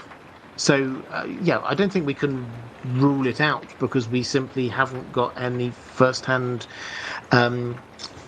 accounts of this. But all of the surrounding noise seems to suggest no. As for when Mera speaks of the Night of the Laughing Tree, she never mentions Howland talking to the purple-eyed maid. No, but actually, let me get the quote up here, just so we've got that. Now, so we've got this story of under Harren's roof he ate, he here being Howland Reed. This is a story about Howland Reed. Under Harren's roof at Harrenhal he ate and drank with the wolves, the Starks, and many of their sworn swords besides, Barristan men and moose and bears and mermen. The dragon prince sang a song so sad it made the wolf maid sniffle. There's so much going on here. As if you remember, I said that he is the main character. Everybody else is like described with their house sigils. So moose and bears and mermen. The dragon prince sang a song so sad it made the wolf maid sniffle. This is Rhaegar and Lyanna. Lyanna listened to him sing and was clearly affected by it. So again, another hint that this was more of a two-way thing than Robert Baratheon would suggest. But when her pup brother, that will be Benjen, when her pup brother teased her for crying, she poured wine over his head. A black brother spoke, asking the knights to join the Night's Watch. The Storm Lord, this is Robert Baratheon, drank down the night of skulls and kisses in a wine cup war. The Cranagman, this is Howland again, saw a maid with laughing purple eyes dance with a white sword, a red snake, and the Lord of Griffins, and lastly with the quiet wolf, but only after the wild wolf spoke to her on behalf of a brother too shy to leave his bench. So we're not told that he spoke to her, but we are told that we get, well, first of all, we get this description of a maid with laughing purple eyes. This is somebody who clearly was impressed with her, and he then notes exactly who she dances with, so he's paying attention to her through this evening. Do we hear that they speak? No, but the only reference we have to her is in relation to Howland paying attention to her. So I hope that kind of makes sense. Because we don't see them speak doesn't mean that they didn't speak. Stephanie Brendel saying, I haven't made a live chat in ages. Well, welcome. It's great to see you. So glad to be back with you guys. 7 blessings, everyone. Well, thank you very much for that. Let's go to, I think also had a question here from Nat Westwood saying, I might have things wrong. When a person is in with the Weirwoods, they are lost. I'm not sure Bran is Bran anymore. Jojen became paste. How much of Ashara is left? Has the Weirwoods cult hollowed Howland and her out? Okay, interesting. So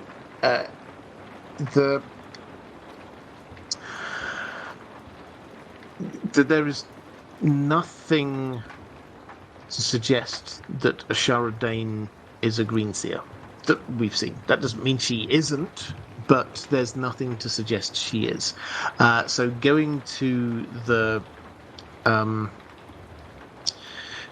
neck does not mean that she's signing up to the Weirwood network in some way. Now, similarly, we get Howland, and he's not also described as being hooked up to the Weirwood network in the way that, say, Bloodraven is. In fact, he left home, he left the neck to go to the Isle of Faces, which seems to imply that that's where he wanted to go to sort of meet up with the Weirwood Network, the Green Men, etc. So I don't think that the two of them are sort of lost in the Matrix, as it were. As for Bran not being Bran anymore, I mean, I think he's in the books. He certainly is, and on the TV show, they obviously went a lot further with his storyline. So we'll have to see what happens to Bran. But certainly, when you look at Bloodraven, the way he talks and operates is he's clearly still himself. He's talking about his own thoughts and feelings on things, but he every now and then he just sort of like says, well, that's enough, I need, and he sort of like spaces back into the Weirwood Network, as it were. So yes, he does seem to be slowly being sucked up, as it this is our language, not the way George R. R. Martin, I suspect, would say it, but sucked up within the Weirwood Network. So I think that hopefully answers your question. As far as we're aware, Ashara Dayne is nothing to do with this. And Howland Reed, similarly, there's no indication that he's in a similar position to Bloodraven. As a principle, yes, if you do get hooked up into there, then there seems to be a lot more kind of sharing of this Weirwood Network-ishness. But then it doesn't seem to be like a switch. We see Bran hooking up to the Weirwood Network, seeing through the tree's eyes, and he experiences things, but he does still seem to be him. He's not lost who he is. George R. R. Martin has not given us huge amounts on Bran with his magical learning, so maybe we'll learn more in the future. But most likely, we're just going to have a very limited number of chapters from Bran's perspective. George R. R. Martin is keen not to give us too much information too soon, and when you get characters who can literally see things in the past, then the potential is there for them to have a huge amount more information. GG81 has gifted another 50 IDG Live memberships. Thank you, that's incredibly generous of you again. And Derry's read it before, saying a crazy idea. It makes the story tied together. I'm not sure, I'm not 100% sure what that was referring to. Is this the Howland Reed and Ashara Dayne? Then yeah, I think that's the way that I would view it. This is say, if you've never heard it before, if somebody says that, it doesn't. Yeah, it sounds crazy, but when you actually map it out into what we know happened, it not only does it fit, but it also explains some of the other things that happened around it. So yeah, that's the way that I kind of view it.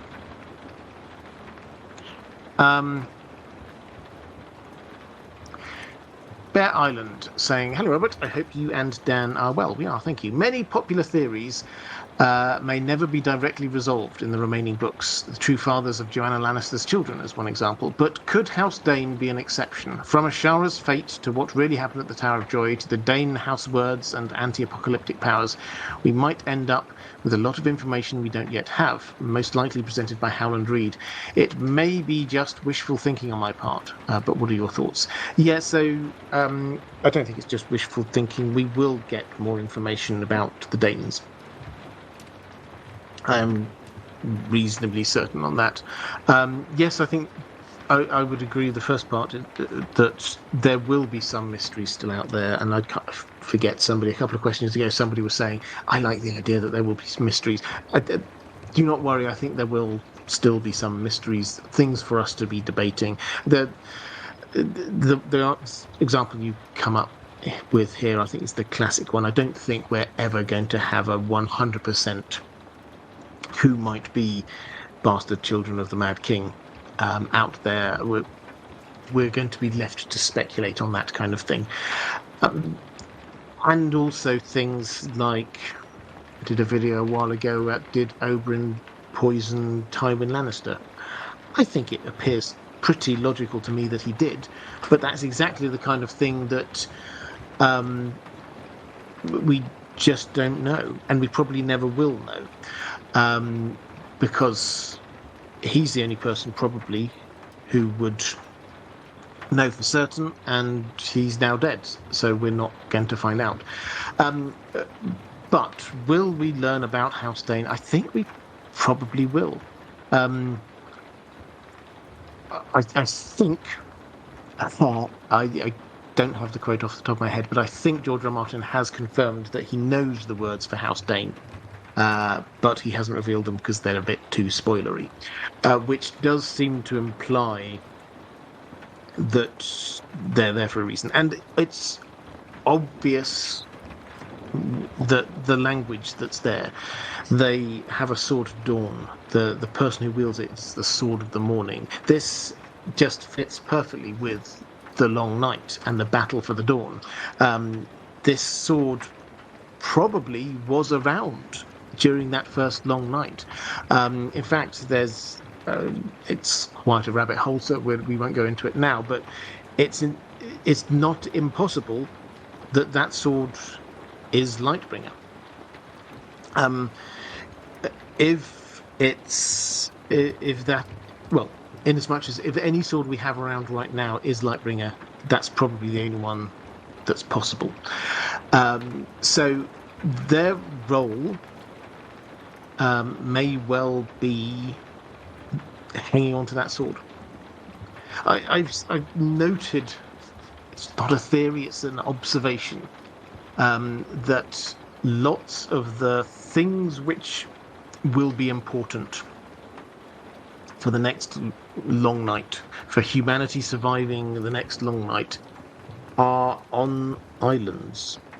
We've got the Weirwood Network hub, as far as we can tell, on the Isle of Faces. We have the Dragonglass mine on Dragonstone. And the Sword of Dawn is on Starfall, which is an island.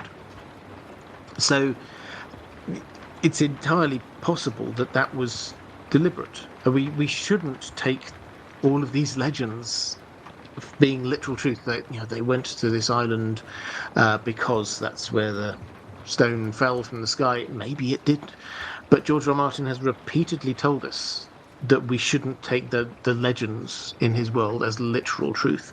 There may be some truth in there. There may be no truth in there. So it may not be that they just happened to have landed on that place because that's where the meteorite fell. It may be that they chose that place, and then the legend of the meteorite falling emerged after that.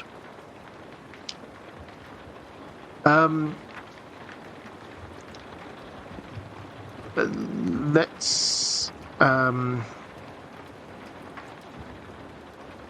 Cannibal the Dragon saying, I wonder what's in Queen's Crown. It's an island and good Queen Alison went there. Yeah, I mean, there's a lot of interesting islands. There's also the Quiet Isle. Another one which the clear implication is that there's the High Towers have got something going on. The High Tower is on an island. And legends are that you can see the wall from there.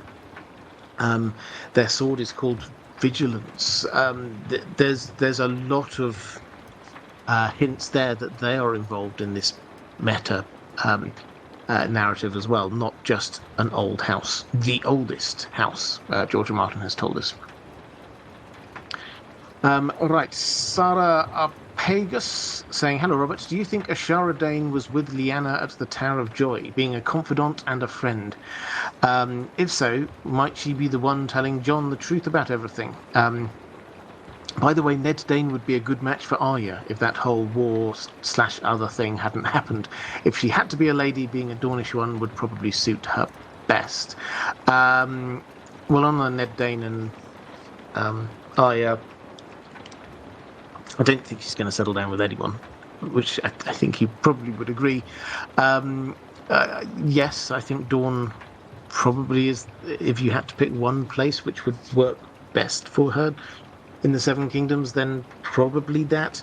But she's Starkish. That's going to be it's her Stark nature, which is going to be the thing which draws her back, her link to the Starks. as seen through her sword needle, which she refused to give up. So, there's. I see what you're getting at. If she did have to, then yes, that's probably the best. But no, she's not going to. But on the main question, do you think Ashara Dayne was with Lyanna at the Tower of Joy, being a confidant and a friend? Yes, I think is the short answer. We don't have any information on this. We're not told this, but it makes absolute sense to me that she wouldn't be there on her own. Rhaegar wouldn't, even if we don't think that she came with them to start with. Rhaegar goes off to war. Is he really going to leave his heavily pregnant lover, wife, whatever she was? Let's not go down that rabbit hole this time. But is he really going to leave her there with no friends, no one to talk to? I don't think so. So, given the fact that the Danes were in such a huge part of what was going on there, it does kind of make sense that she was at the Tower of Joy. Added to which, as a sort of an aside, if you're trying to unpick what happened at the Tower of Joy, there are slim pickings, because a lot of what we're told happens in a fever dream that George R. Martin has very clearly, Ned's fever dream, George R. Martin has told us very clearly we shouldn't take as literal truth. But there are some things which he remembers outside of the fever dream. And one of those includes the phrase, after he's gone into the tower and found Lyanna, and then she died, and the whole "promise me, Ned" thing happens, and he kind of seems to sort of almost collapse there. All of this mental exhaustion about everything that's happened. He'd gone through all of that, and at the end of it all, she's dead. He says this line that, "and that's where they found him," which is a fascinating line, because in one fell swoop it says it's not just Howland, because the implication of the fever dream was we got the 3 defenders, we got the 7 attackers, and then there's Lyanna. Those are the only people we're told about. The defenders all died, the attackers all died except for Ned and Howland. Who's they? Howland is one of them, but who else? There's at least one other person there. That's a complete aside. But there will have been other people there, and I think Ashara Dayne's a pretty good bet as to who it is. Right, let's go to Mera Reed Gambit. Baby swaps are at the author's discretion. How many could George R. R. Martin slip in there before he gets bored of the trope, mayhaps? There are a few baby swaps. Baby swaps are a trope, but we've... it really depends on what you mean by a baby swap. So we've got one classic baby swap, which was manufactured by Jon at the Wall, which is Gilly's baby, monster, being swapped for Mance Rayder's baby, basically, which Jon does in order to protect the baby, because Melisandre is there looking to burn people with king's blood, and she thinks that Mance is the king beyond the wall, therefore his child must have king's blood, and Jon just wants to keep everyone safe, and so he does the baby swap. So we've got that. That's the only kind of classic baby swap. We've also got the one that we get potentially, or Varys says he did, or probably more accurate, young Griff says that he has been told that this is what happens, is that when he was a child, he was swapped out for what is called the Pisswater Prince, somebody who looked a bit like a Targaryen but wasn't, that the Mountain could kill, and everyone could think that it was him. So it was a quick baby swap, and the question is whether that did or didn't happen. Then we get Jon. That's not really a baby swap. as so much as pretending they're different parents to the baby. So how many will he go through? I suspect that's probably it. I don't think we'll get any more kind of like um, random baby swaps out there. I think we've got the one which wasn't really a baby swap, which was Jon. We've got the one which definitely happened, and we've got the one that apparently happened, but we're a little bit suspicious about. Let's go to Paul Barry. I have a different take on Ashara Dayne's marriage plans, although it's not inconsistent with your theory. I think Lord Rickard, that's Rickard Stark, went to King's Landing to free Brandon by marrying Ned to Ashara. He could have planned to talk to Sir Arthur about it. As Ashara was already residing in King's Landing, Ned would effectively have been a hostage. Everyone wins. Ned gets a love marriage, Aerys gets a hostage, Rickard gets his heir back, and it explains perfectly why Ned is so bloody solemn.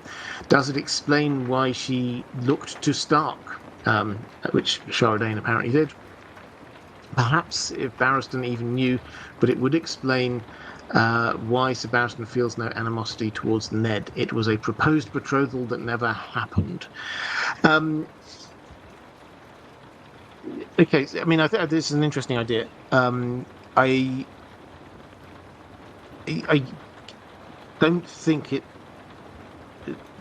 I wouldn't disagree that if somebody was formally betrothed to Ashara Dayne,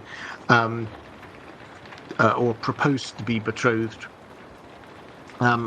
then Sir Barristan probably wouldn't bear them any ill will. So I kind of get that. However, I don't think that Rickard Stark would imagine that the Mad King would, who everybody knew was mad. He had a track record of burning people by this point. This wasn't a completely new thing. This was why Rhaegar was basically plotting a coup against him. Don't think that Rickard Stark would expect to race down to King's Landing and say, "You've got my eldest son and heir. Shall we swap him for a younger son?" Okay. I don't think he would expect that to work. So I don't think that that's the plan. I don't think also Ashara Dayne was there in King's Landing. And I don't think that Rickard would have thought that she was there. So when I say I don't think she was there, they were being... Rhaegar and Elia were based in Dragonstone most of the time at that point. Yes, they were sort of in the early part of their marriage, they were in King's Landing, but it became very apparent that King Aerys really didn't like Elia. And their baby smells Dornish, and so they kind of retreated back to Dragonstone. So that's where they were, and so and they were at Dragonstone when they set off to get Lyanna. So if Elia was there, that means that Ashara Dayne was also there, and they were brought into King's Landing once the war was there, was going ahead, because the Mad King wanted something to hold as collateral for the Dornish, to make sure that they join the war on his side. So I like the thinking, but it doesn't. For me, it doesn't quite work. Couch Ballerina picking up a question for Karen Claudino. Thank you very much. I love it when people do this. It's very kind. Karen wants to know why Illyria would... hang on, that's just disappeared from my screen. Let me find that one again. Why Illyria would tell the story of Ned, Ashara, and Willa to her nephew Edric and say Ned and Ashara were in love. Yeah, it's a... It's an interesting one because there's no clear explanation other than trying to create this idea that there are Ned could have had a child with someone else. That's the only thing really that works along with this, I think, because when you start to prod at it, it doesn't add up, and so them saying this must be for a reason. They must be because they're willing for these rumors to be sort of out there. That's that's all I can kind of suggest. If somebody's got a better thought than that, I'd love to hear it, because that's the kind of thing that I do sometimes go, well, why did they do that? I suppose it's for this reason, but maybe there's more. Martin S saying, evening, Robert, and good evening to you too, sir. Right, let's go to... pardon me. Let's go to a question from Mera Reed. I'm curious about House Dayne in general and their role regarding the Tower of Joy, the birth of Jon Snow, the relationship between Rhaegar and Lyanna, and the aftermath. Was Ashara with Lyanna to help in Jon Snow's birth? What do you think will be House Dayne's role, if any, in the last 2 books regarding Jon Snow, the prophecy, the Prince Was Promised, and the others? What do you see as House Dayne's future when all is said and done? So House Dayne, I've answered some of this in different questions, but let's just talk very briefly, I think, about how House Dayne's role has changed in this story, in as much as George R. R. Martin was going to have a 5-year time gap. We know this. You can see where it is. You can see the joins. He wanted all the children to age up. He wanted the dragons to get bigger and older. And you can see the main characters are at places where they could happily spend 5 years. Arya in Braavos, Jon as Lord Commander, Sam down in Old Town. All of the characters are potentially in places where they could spend 5 years. While that was his thought, he clearly had set Ned Dayne up in order for him to grow older and therefore have a role after the 5-year time gap. He changed that when he decided he didn't want to go ahead with the 5-year time gap, which is entirely fair. In case you've not come across this before, his reasoning was, I think rather wonderfully, that partly because he would then have to spend, the opening chapters of everybody saying all the things they'd done in the previous 5 years, and that was just a little bit of an ungainly way to start a book. But also, whereas all the characters that I've talked about, he could imagine spending 5 years just buckling down, learning things, growing as a person. He couldn't imagine Cersei doing that for 5 years. There was no way that she was just going to sit there twiddling her thumbs for 5 years. She does stuff. And so her being in the position she was in meant that would have ramifications, so the plot would move forward regardless, and then he had to just write what was happening. So that's the reason why it's Cersei, because she's far too proactive. But because he didn't go ahead with this, he created a new character, Darkstar, Gerald Dayne, and that gives us, I think, a hint, therefore, as to what the idea was. So Ned Dayne, when you meet him, he seems a really nice lad. Actually, he seems like one of the good guys. He's been brought up well. He's very positive. He doesn't... when Lady Stoneheart takes over the Brotherhood without banners, then he doesn't want to stick around. Quite a few of them do leave because she changes it from a group of people who are there fighting on behalf of the small folk to a group of people who are actively seeking revenge on the Freys, which is a nuance, you might think, but for some people who are a bit idealistic about these things, this was actually very important to them. So he left and was going to head down, and presumably he was going to grow older in Starfall, and then maybe he would become the Sword of the Morning. Darkstar, and that's how the Sword of Dawn would come into the story. Darkstar is a very different kettle of fish. He's a lot more troubled, charismatic, and dark as a character. And he, I think, will be bringing the sword into play. So, but not as a worthy holder of it. He's just going to take it. So, what does this mean about what the plan is for House Dayne? It's actually not so much about them; it's about the sword, and so it will be brought out in a slightly different way, but that's their role going forward. In terms of you're asking about House Dayne in general and their role regarding the Tower of Joy, my take is that they organised all of that. The Dornish had to be aware of the fact that the Tower of Joy was being used. This isn't just somewhere up in the middle of the mountains and nobody was there, big secret.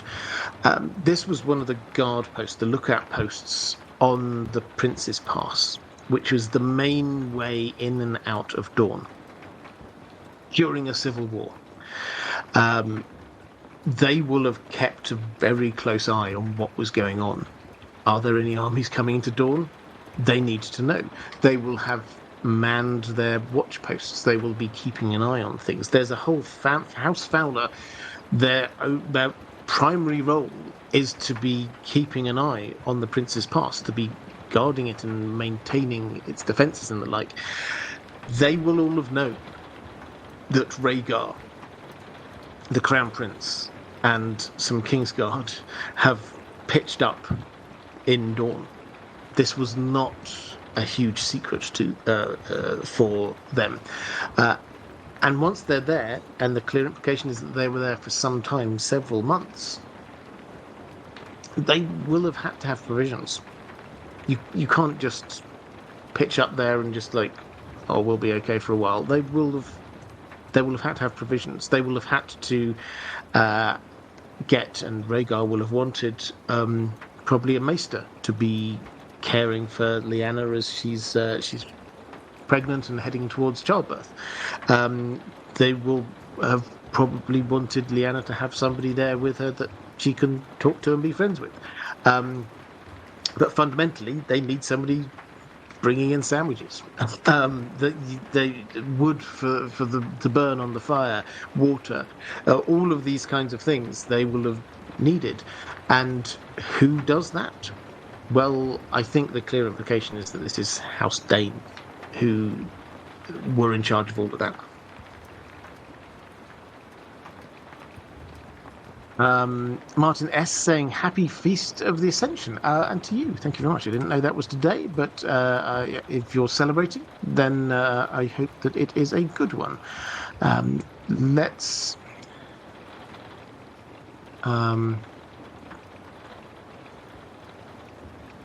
go to a question from James Perkins. Saying, hello again, Robert, and hello to you. From a narrative perspective, how do you think we will be prepared for the re-emergence of Ashara and her secrets as an active participant in the plot? We know that George R. R. Martin likes to prefigure his big story beats and give his audience little tastes of what they can expect. I'm fully bought into the whole situation with Ashara, the Dayne involvement in the Tower of Joy, the Willa deception, the baby swap at Starfall, etc. I'm just curious how you think the story will break it to us that all of this has been happening behind the scenes and in the nearly forgotten past. Well, I've already talked about Howland Reed. I won't talk about him again, but there are a number of other places that this information can come out from. And we're now at the point where the people who were keeping this a secret might now, this being Jon Snow's true identity, may now think, well, they might as well, say some stuff, because the Robert Baratheon's gone. Jon is at the wall. There's no need for keeping this secret any longer. And who might do that? Well, the rest of the Daynes. We don't know. Other Daynes may suddenly appear. The Martells could do. Doran Martell almost certainly will have known at least some of what was going on. But the two people who are most likely to sort of discover outside of Howland Reed are Bran, who he will learn to travel past just through the weirwoods, and if he can go back in time beyond where the weirwoods are, then he might, as on the show, he might discover what happened at the Tower of Joy, if he's prompted to do so. So he has to have some information that makes him want to go and do that. Who might have that information? Maybe Bloodraven might. So that could be a thing. If he's prompted to, I think is important, because the Weirwood Network doesn't just make you omniscient. You don't suddenly know everything. You'd have to know what to go and look for. You have to. So the Weirwood trees are about experiencing life. You're sort of feeling it as if you're living it there. But you don't. If you don't know where to go, then you're just looking out randomly. It seems that Bran, when he goes back in time, it does seem that he goes to important and interesting things. It's almost as if the network allows him to instinctively go into things which are interesting for him to see. When he goes back in time, he sees a woman kissing a very tall knight. He sees two children playing. Going back, he sees a sacrifice before the weirwood tree. Some of this seems to be connected in with who he has an emotional connection with. He obviously sees his father. He also, the children playing seems to be Lyanna and Benjen. So there's the Benjen link. The woman kissing the very tall knight very probably is Old Nan, who Bran obviously has a link with, kissing Sir Duncan the Tall. And the suggestion here is that Sir Duncan the Tall may be related to, or in some way predecessor of Hodor. So that's where it seems that where he's got some kind of emotional connection in some way, that can draw him to it. But other than that, he has to know where to go and look. Reflective rambling. Kevin Valentino, why was Edric Dayne squiring for Beric Dondarrion anyways? Marsh Lords and Dornish Lords are notorious rivals. It's a good question.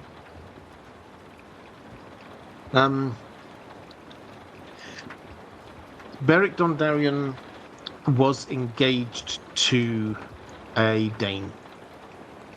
And Ned, as part of this, Ned was then squiring for Beric.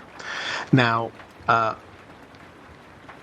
we're not told the background to that, but the sort of the implication that follows on from that is, I think, quite instructive.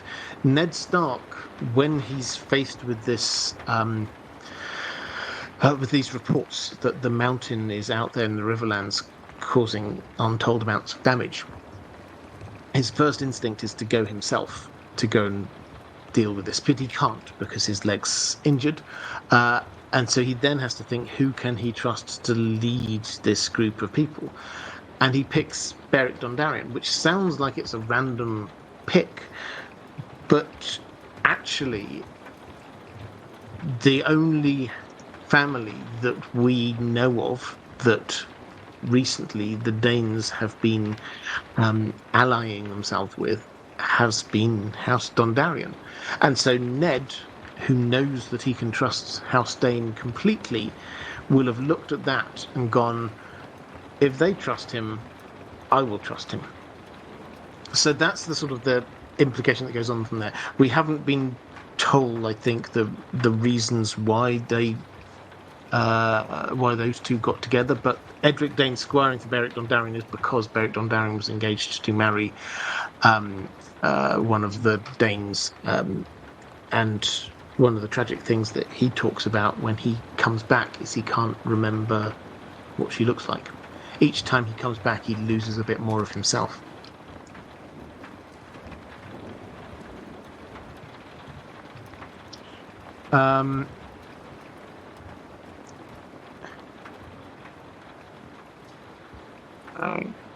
People talking about a community scoreboard, and Reflective Rambling saying YouTube's doing something weird, seems like increasing people spending money through the revenue with, I think this is something to do with this XP thing. I've literally no idea what's going on there. I will have a look at this. I will tell you next week what I discover. So I've no idea. I don't know what you can see there. I haven't ticked any boxes or anything to change anything. So I will find out what that is, and then I will let you guys know next week. Let's go to a question from Stephen. I have an out of left field question about Ashara Dayne. Without an available daughter, King Aerys was desperate to find a bride for Rhaegar to secure the family line and to deny Tywin's marriage ambitions. He struggled to find anyone suitable and even sent Steffon Baratheon to Essos on a doomed mission to find a match. He finally settled on Elia Martell, an arrangement he seemed unhappy with. But why did he not choose Ashara Dayne instead? She was the right age for Rhaegar, she certainly had the looks, and her brother and Rhaegar were best friends. So her name must have been known to the king, and Danes and Targaryens had married before. So noble rank should not have been an impediment. Could there be a personal or political reason why Elia Martell was chosen and not Ashara Dayne? Perhaps Rhaegar or Arthur did not want the marriage, or perhaps Aerys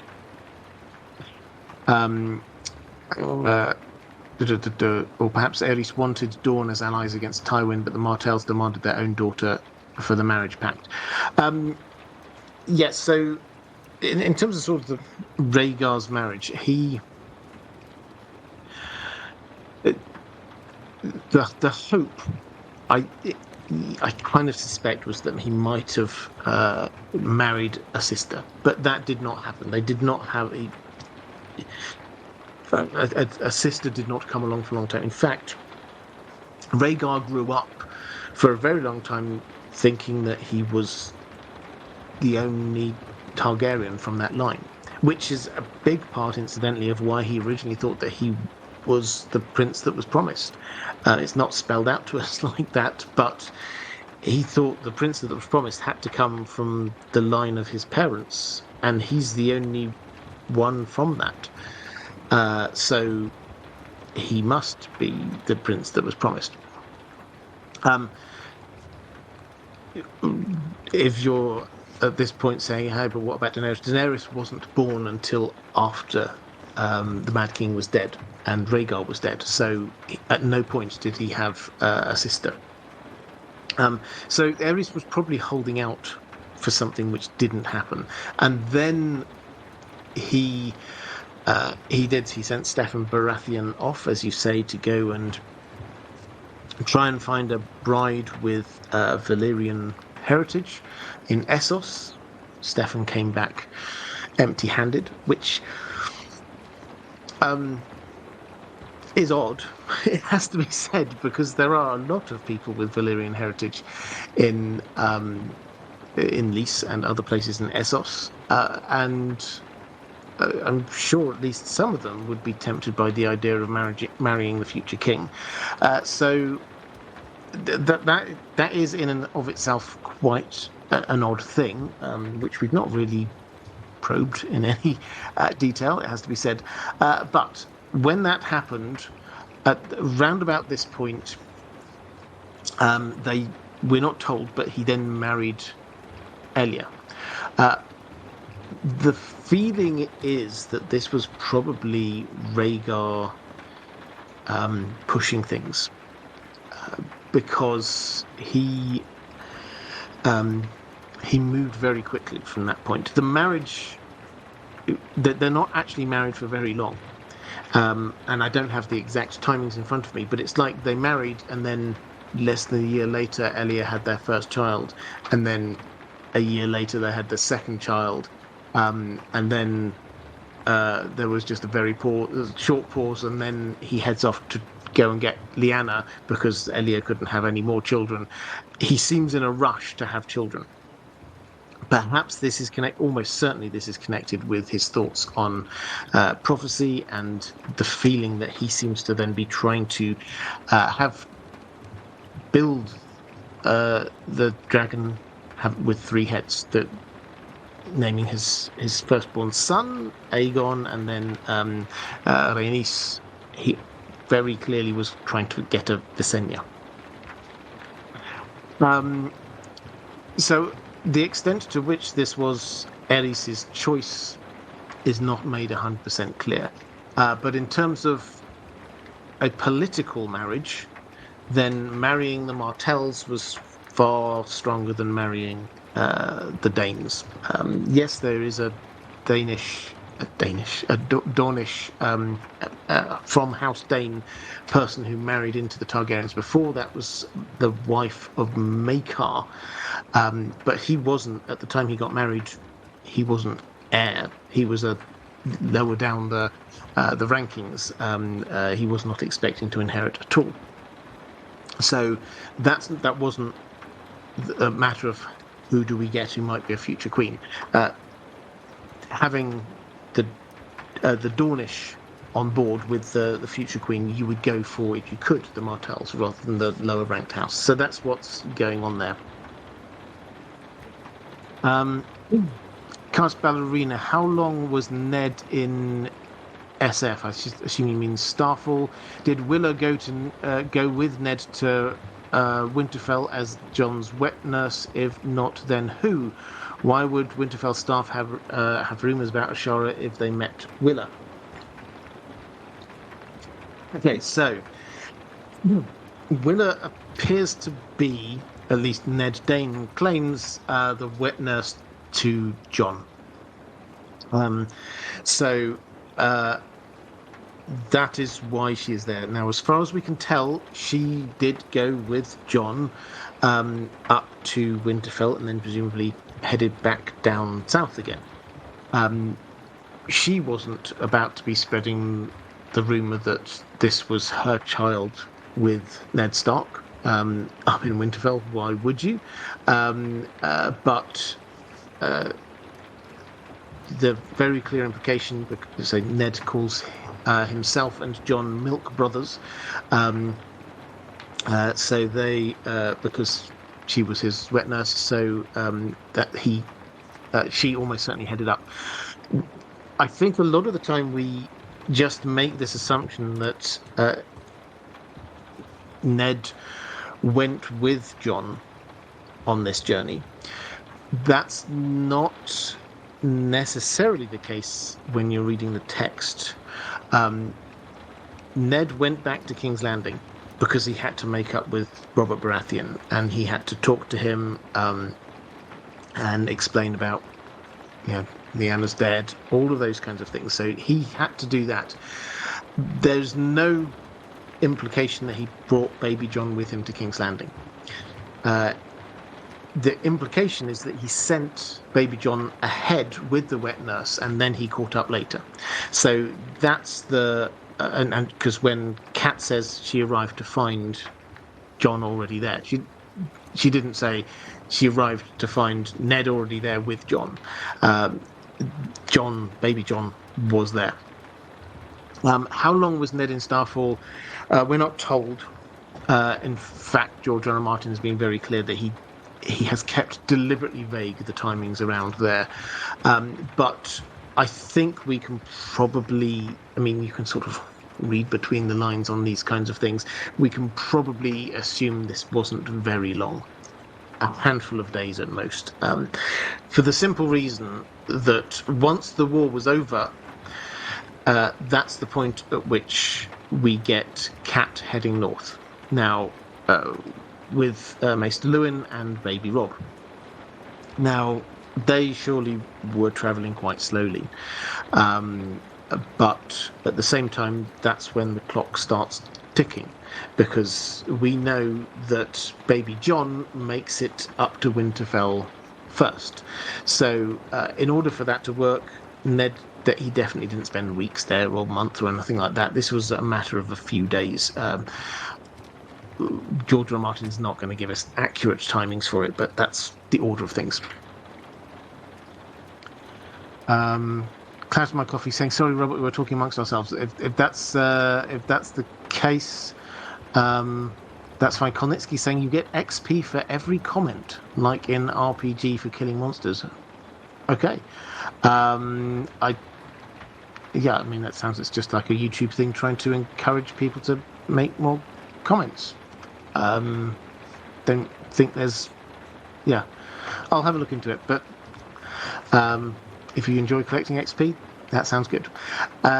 Let's go to Zvibo saying, "Hi Robert, I've been loving these mystery streams recently. If Ashara Dayne is indeed with Howland Reed, do you think she has any additional independent role to play in the ongoing story, aside from that of Howland and the Jon Snow situation? The Danes more generally still feel potentially important to the endgame, and is there really any need anymore to actually keep her identity a secret?" I mean, I think I've kind of answered this one already, but I agree.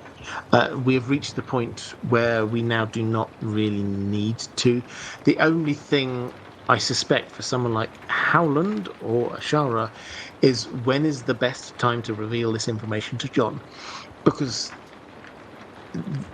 that's the equation that you've got to work with. The moment that you tell people, actually, this guy who you thought was a Stark bastard, who's now been legitimized and he will be the Stark Lord, or in fact King. The moment you say, actually, he's also, we think, heir to the Seven Kingdoms, that changes the equation hugely. And not for Jon, perhaps. He's probably still, I don't want that. I'm focused on the North right now. But there will be people who fall in behind him. So the question is, when do you say this? Probably, if he's not diverting from the course that you want him to go down, you can hold on to that secret for a little while longer. People who care about him, though, will want him to know.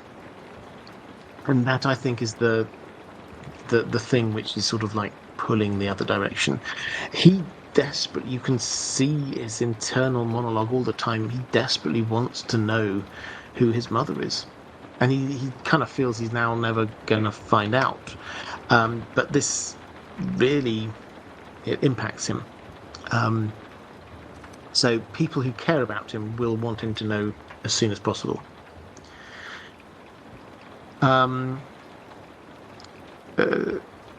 Let's go to Yeldanil saying, "Hi Robert, do you think that Mera Reed could be the Sword of the Morning if she is indeed Ashara's daughter? She seems to be a worthy protector of Bran, the apparent future king, and if she's a Dayne descendant, she might qualify. How would Dawn reach her? And do you think we'll get to see Ashara in the books?" So I think we will see. Having said, I don't think she'll have a big role to play. I don't think she'll have a big plot role to play, Ashara, going forward. But that doesn't mean we're not going to see her. I think there's a reasonable chance that we will. And it might be one of those things that doesn't get 100% confirmed. We'll just get a description of her as Gianna, but with the purple eyes. So that's possible. If Mera Reed is Ashara's daughter, does this mean that she could be Sword of the Morning? Well, I think technically no, in as much as this seems to be a Dayne. Now, yes, she was born to a Dayne, but she's now part of House Reed, and we don't know the exact mechanism for choosing who could be the Sword of the Morning, but it does appear to be somebody who is a Dayne, is a part of that family, not somebody who sort of joined another family. So technically, I suspect no. Thematically, might this happen? Yes, I think it's entirely possible. I think the sword is going to come back into circulation in King's Landing. I think that if the theory is right, if Gerald Dayne does have it and become a member of the Kingsguard for Fegon, I think Fegon's rule will be probably actually quite good and positive, but short. And I suspect that means that we then are left with, well, what happens with Gerald Dayne? Might it be one of those situations where the Kingsguard just moves across to support another king or queen, as it might be in this case? It's not clear. But the other person who might potentially wield it is Jon. If this is Lightbringer, as is possible, then this is a sword that Jon, as the prince that was promised, some think, might well wield the sword. So it arrives at King's Landing. Let's say Dany takes over at some point. That's how it could get to the north. Let's go for my peoples. Do we have a POV character near the neck that could let us see Ashara whenever Howland emerges? Not specifically near the neck. We've got plenty of POV characters, or some POV characters, in Jaime and Brienne, who are in the Riverlands. And they could potentially head north. But we don't have any currently in the neck, no. Are there any that could lead to see Ashara? I mean, George R. R. Martin has never said we're going to see Greywater Watch. It could well be one of those things that he just doesn't show us. So we're not going to see, unless Ashara emerges along with Howland, which is entirely possible, and Howland heads north because he's got business with Jon, say. That's the point at which we've got plenty of POV characters in the north, and any of whom could see her. The other way is if she's decided that she now doesn't need to hide anymore. When a character goes through from the south, goes up the King's Road heading to the north, then she might decide to station herself not Greywater Watch, but at Moat Cailin, actually on the causeway, sort of guarding the north. So that might be, and then we could have any number of characters who sort of head up that way who might therefore theoretically see her. Let's go to Stephen, saying, "Hi Robert, I like your theory about Ashara and Howland Reed. I hope it is correct, but even if it is, do you think that Ned Stark had feelings for Ashara, perhaps unrequited? Could his refusal to discuss her be at least partially due to heartache or guilt that he loved another woman before Catelyn?" I mean, this is one of those things where I say it's possible. Yes, there's no doubt. He did dance with her, and we're told that he was shy. Which is why he didn't ask her to dance. The question you have to ask is that why was it that Brandon was so keen that he danced with her? Is it because Brandon saw that Ned really liked her and he was just kind of trying to push his little brother in the right direction? Or was this Brandon taking on his role as acting head of House Stark and saying, well, that's a potentially politically important marriage that could happen there? So it's left a little bit open to sort of interpretation. But I mean, I think the biggest thing, well, two things. Firstly, is that his reaction when Kat says the name Ashara Dayne, for me, is so strong, so out of character, that there is something more here than just this kind of like leftover feelings of guilt. Um, uh, he doesn't care just about whether Kat mentions it. He doesn't want anyone mentioning the name. It's almost like this name is verboten. This cannot happen. This name is never being uttered again. He wants to completely shut it down, which fits, I think, with this idea. Firstly, he wants people to not think about her. He wants to protect her. He wants her to have this new life in the next. That, I think, is part of the answer. Another part is that Ned was traumatized by what happened during the war. He was traumatized by the Tower of Joy. Everything, his actions all point to this. When you see his thinking from his POV chapters, it's very clear he doesn't want to engage in thinking about the past. He wanted to draw a line under it and just move on. So there's that. And I think the other thing is, if he had been in love with Ashara Dayne, there's no hint of it in his chapters. We get a lot of chapters from Ned's perspective in book one, obviously. And there's not a hint of him in the same way that Sir Barristan sees Dany and Dany reminds him of the woman he once loved. There's nothing of that. So it's very clear he is in love with Kat. And that seems to be the end of that.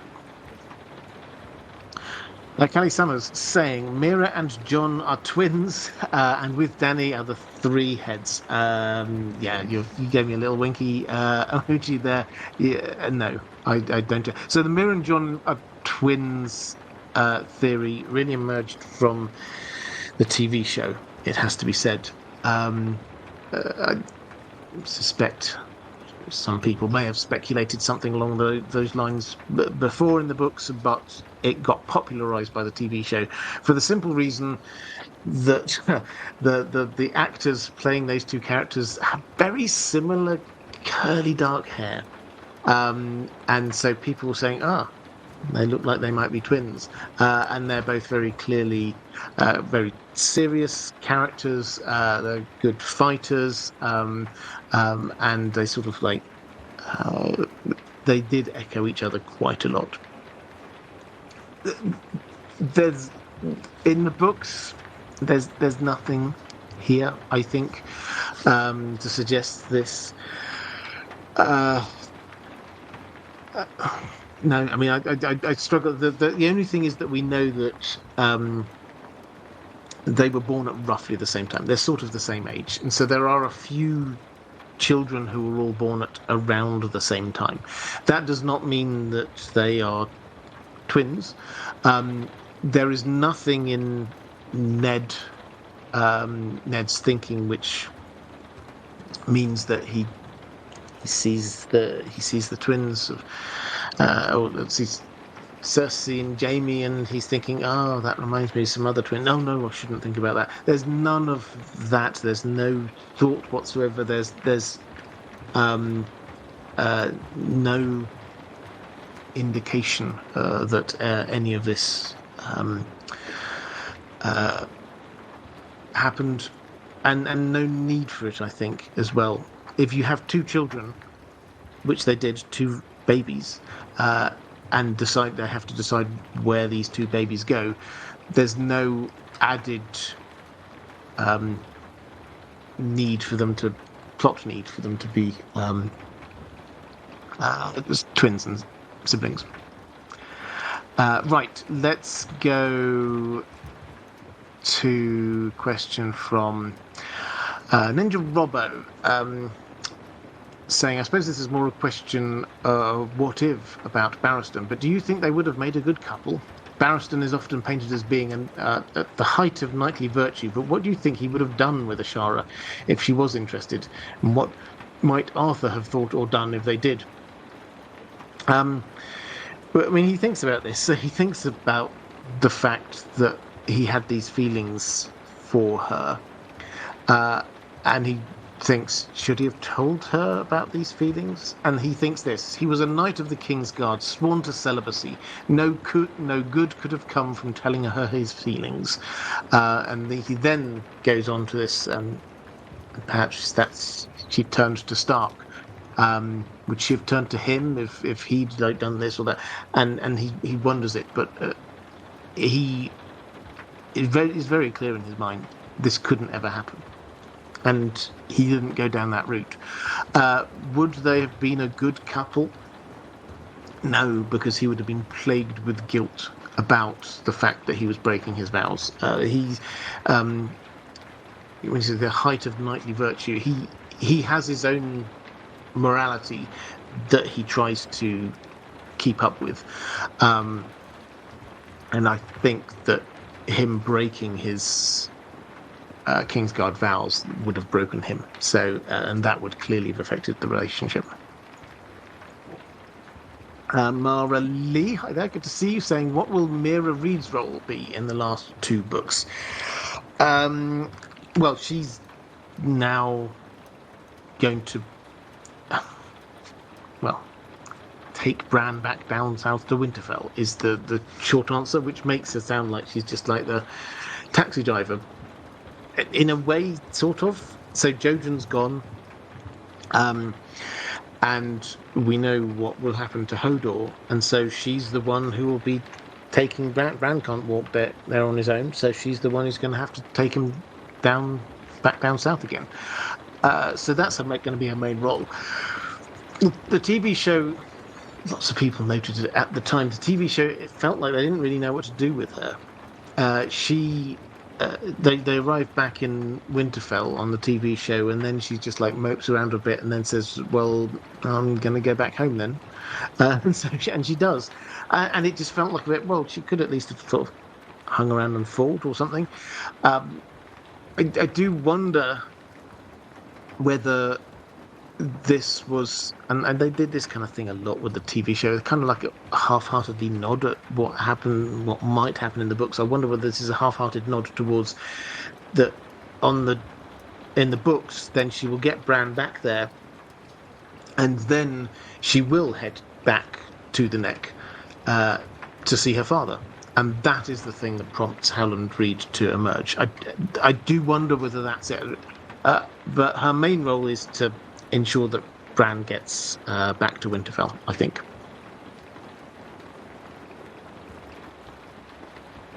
Let's go to Al-Had. And saying, hello, Robert. What is the plot function of Ashara Dayne? She is clearly given some significance in the story. She might be knowing too many secrets and may be witness to some. If your theory is right, she might be romantically involved with Howland Reed. Still, her past actions do not move the story forward, like Howland Reed. I think her past actions do move the story forward, in as much as, well, we don't know all the details, but if she was there with Rhaegar when he picked up Lyanna, and she stuck with Lyanna all this time. And let's not forget that they were both pregnant at about the same time. So they will have been naturally quite close to each other. So I think it's very easy to sort of say there's no plot advantage in that. She will be the connection between Lyanna and be there with her, and the connection back to Starfall. So yeah, I think she's got a role. I think we'll probably find that she also has some other role. Perhaps somehow Ned knows where to go to get to the Tower of Joy. Now, there are a number of ways that you can look at this, but it seems very clear. By the time he gets to Storm's End, he knows where Lyanna is. He has to have found out. Robert Baratheon, who he was with most of the time, clearly didn't know. Ned did know. How does he know? Well, I think the clear implication is that Howland Reed might have told him. How did Howland Reed know? Well, maybe Ashara Dayne told him. This is where I am. He will be. Let's speculate. If she did have a baby Mera, at around that same time, and if Howland is the father, then she will want Howland to know where she is and what's going on, and that is a reason for Ned knowing where to go, because he went straight there. He didn't hunt around randomly the countryside, aimlessly looking for different places. No, he took a small group of people and went directly to where Lyanna was. So, yeah, if I had to guess, that's one of the other things. And there may be more things that she did. It's just that we don't know all of the iterations about what she was up to. Let's go to Lady Von Strauss. While Ashara's beauty clearly attracted many admirers, did she ever have any legitimate suitors or true potential candidates for marriage? Do the Dornish typically encourage love matches, or would her position as a Dayne make her a potential match prosaically political? Well, we don't know whether she had any legitimate suitors or potential candidates. Because we don't know a huge amount, as we mentioned at the beginning. Mentioned by name only 6 times. But we are told who she danced with at Harrenhal, and I think it's probably best to imagine this as a kind of like, this isn't just like they danced together. This was like the equivalent of like the Jane Austen ball. That's the kind of feel that. It won't be exactly like that, but that's the kind of feel. You're there. Who you dance with has political implications. Who you dance with may well have personal implications, but you're paying attention to who the different people are dancing with. And who does she dance with? Well, we have the list. She danced with a white sword, a red snake, and the Lord of Griffins, and then with the Quiet Wolf. So who is this? A white sword. It could be her brother, who is both a member of the Kingsguard, and also, because he has the sword Dawn, it's white. So perhaps that's it. Maybe she danced with her brother. Another option is that this could be another member of the Kingsguard. A white sword. Maybe Sir Barristan plucked up the courage to dance with her, but didn't pluck up the courage. This is younger Sir Barristan, obviously, but didn't pluck up the courage to tell her how he felt. So that's the first person she danced with. Then she danced with a red snake. This isn't 100% clear, but it could perhaps be Oberyn Martell, the Red Viper. Then she why would she be dancing with him? Well, 2 possible reasons. One is he's the brother of Elia, who she's handmaiden to, so he knows her. The other is that Oberyn, well, we know what Oberyn's like. So those are the 2 options you've got going on there. And then we get the Lord of Griffins. That's Jon Connington. He was a very good friend of Rhaegar. He was also gay. And then she dances with the Quiet Wolf, which is Ned. So what do we make of this? Well, certainly the first 3 were kind of like keeping it close. If this was her brother or a member of the Kingsguard, then this was not a from her perspective at least, she was dancing with somebody who nobody would think that this was a potential match. Then the Red Viper, Oberyn Martell, again keeping it close, the brother to her lady. People will have known what he was like, but would they think that he would be a potential good match for her?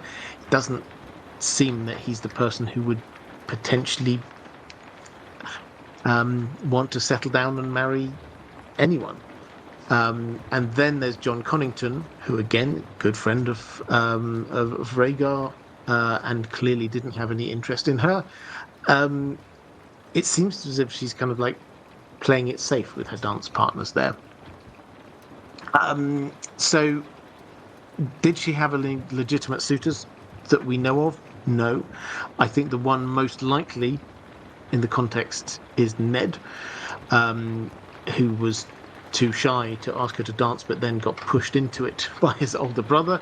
And as I said, that as a political marriage, that makes quite a lot of sense between those two. Do the Dornish typically encourage love matches, or would her position make her potential match political? Well, it has to be a bit political in the way that the Game of Thrones is played. But from what we can see when we get to kind of the Dornish chapters from Arianne and Arya, Hotar and things like that, then yes, the politics is played very much there about matching up different families. So Dawn is no different to anywhere else, I think, is the short answer. We don't know whether she had any legitimate suitors. Very probably she did have legitimate suitors. But I think if there were a good match anywhere in Westeros, really, then if it can be a love match that works well as a good political match, that's so much the better. Dick Crab's Squire, slightly tangential, but what could Varys and Illyrio have planned for Tyrion? I do not think it could be good. When Illyrio finally links up with Duck and Haldon, he is speaking in a tongue Tyrion doesn't know, obviously discussing something they do not wish him to know in case he awakens and hears the conversation. Griff does not allow Tyrion to see the letter that explains his presence. Why not just show it to him, unless it's not good? Obviously, Tyrion's purpose is to track Dragonlaw to young Griff. Oddly, on Hadron's first words to Tyrion are testing his knowledge of dragons. And if Griff truly despises Tyrion, why does he not just let him drown? Could Griff's initial hostility be that he does not want Tyrion along because he knows their final plans are not good for Tyrion? Yes, so this is... What is the... What does Jon Connington want from Tyrion? I think the setup here... For me, I can understand why you might think that they might have some sort of underhand motivations. For me, the setup does work. Tyrion has been sprung from King's Landing by Varys and sent to Illyrio. And this is not the first or only time he's done this. He seems to certainly want to get competent people out of King's Landing, competent people who might help defend King's Landing. Tyrion has shown that he can do that, so he wants to get him out, and if he can get him over to their side, so much the better. So that will be... Varys will have sent an equivalent letter up to Illyrio saying, I attached Tyrion. He might be useful. He's clearly a Lannister. He hates his sister, who is currently being Queen Regent in King's Landing, and he may be able to join your side. If so, he's incredibly competent, and he would be a good person to have on our team. That would be the kind of letter that Varys sends. I think they would probably have an understanding between them, such as that if it turns out that Tyrion wasn't going to work out, then yeah, I'm sure they would have got rid of him. But Tyrion just doesn't do anything which is that bad during that time. He tries to get drunk a lot. But he's clearly intrigued by this idea of going to see Daenerys and dragons, and so plays along with this. Why, when they first met up with Howland, were they speaking a language Tyrion didn't know? That just seems natural caution. So Howland wasn't expecting Tyrion to be there, and so he will. There's somebody else in there. I'll talk to you in another language, because I now have to have the conversation of, can we trust this guy, not in the language that he probably knows. Why not show the letter to Jon Connington? Well, it will. I mean, why would you? That's a thing which is like of, a letter from one person to another person. Don't have to show it to the third person that is being talked about. So I don't see the need for this to be nefarious. It could well have said, that letter could well have said, this guy knows a lot about dragons, get him to teach young Griff about dragons. If he is anything of a nuisance, then kill him. It could well have said that, in which case they wouldn't have shown him, but that doesn't mean that they're planning to necessarily kill him. If they could get a Lannister on their side, particularly an incredibly competent Lannister who hates Cersei, that would be a good thing for them.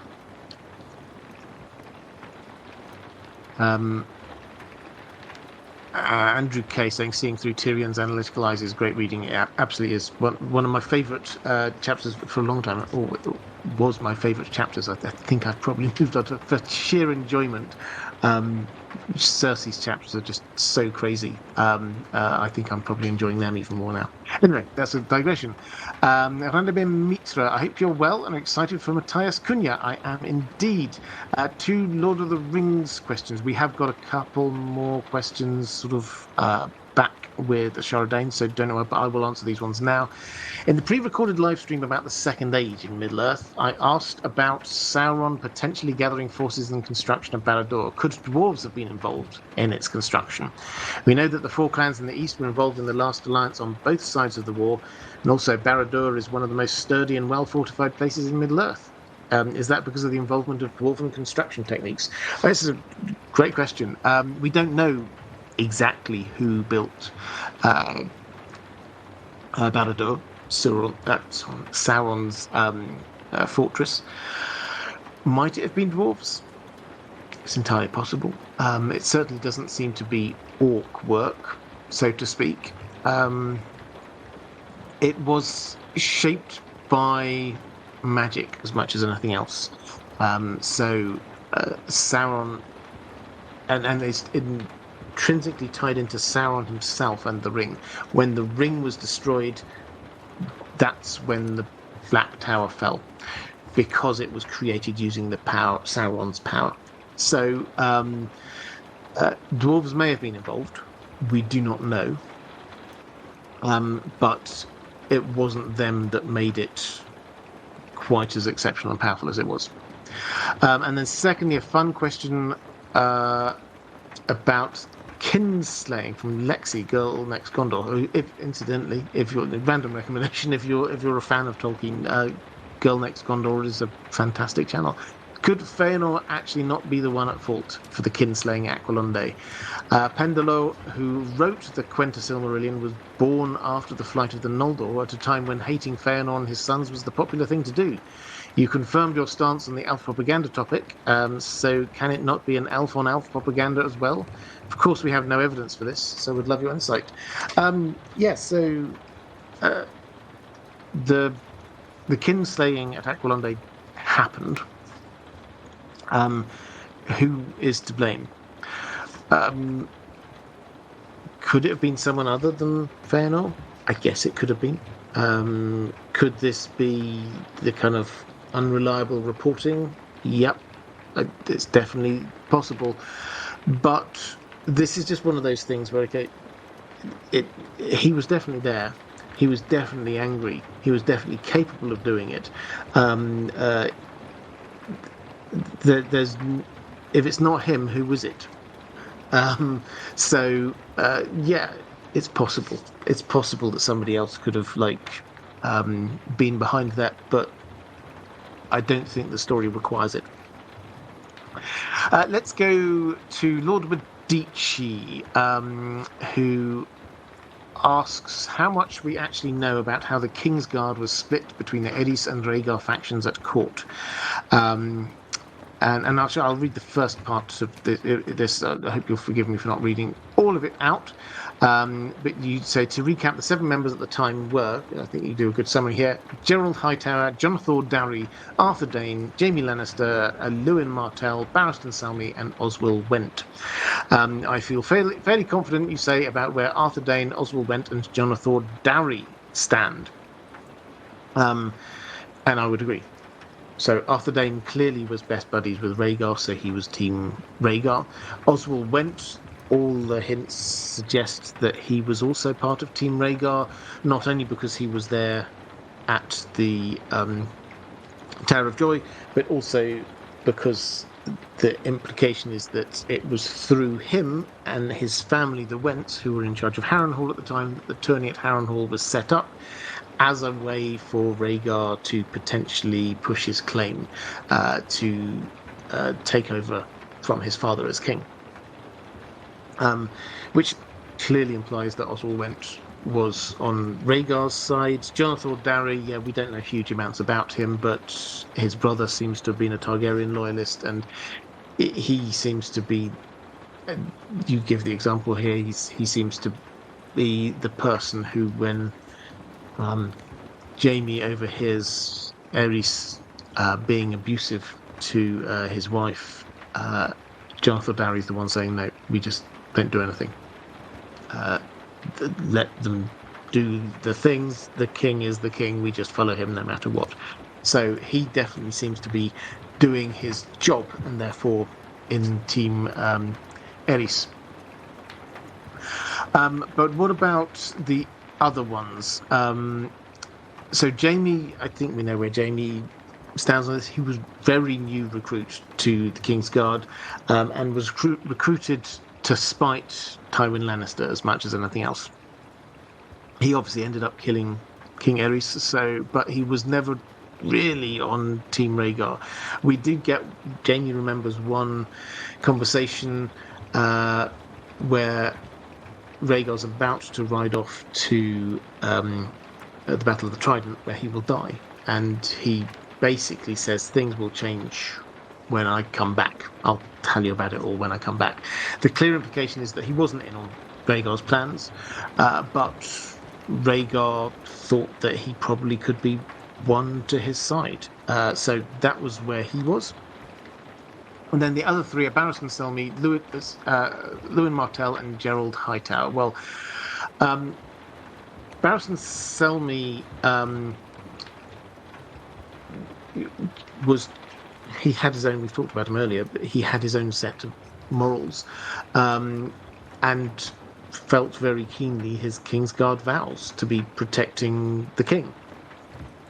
So he was, I suppose we could call him Team Aerys, but not out of particular affection for Aerys so much as he was just doing his job and upholding it in an honourable way as he saw it.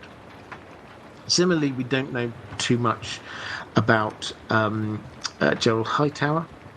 The implication is that he was more on Aerys' side, in that he stayed in King's Landing with him.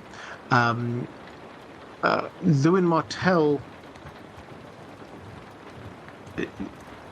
is slightly more complex because he was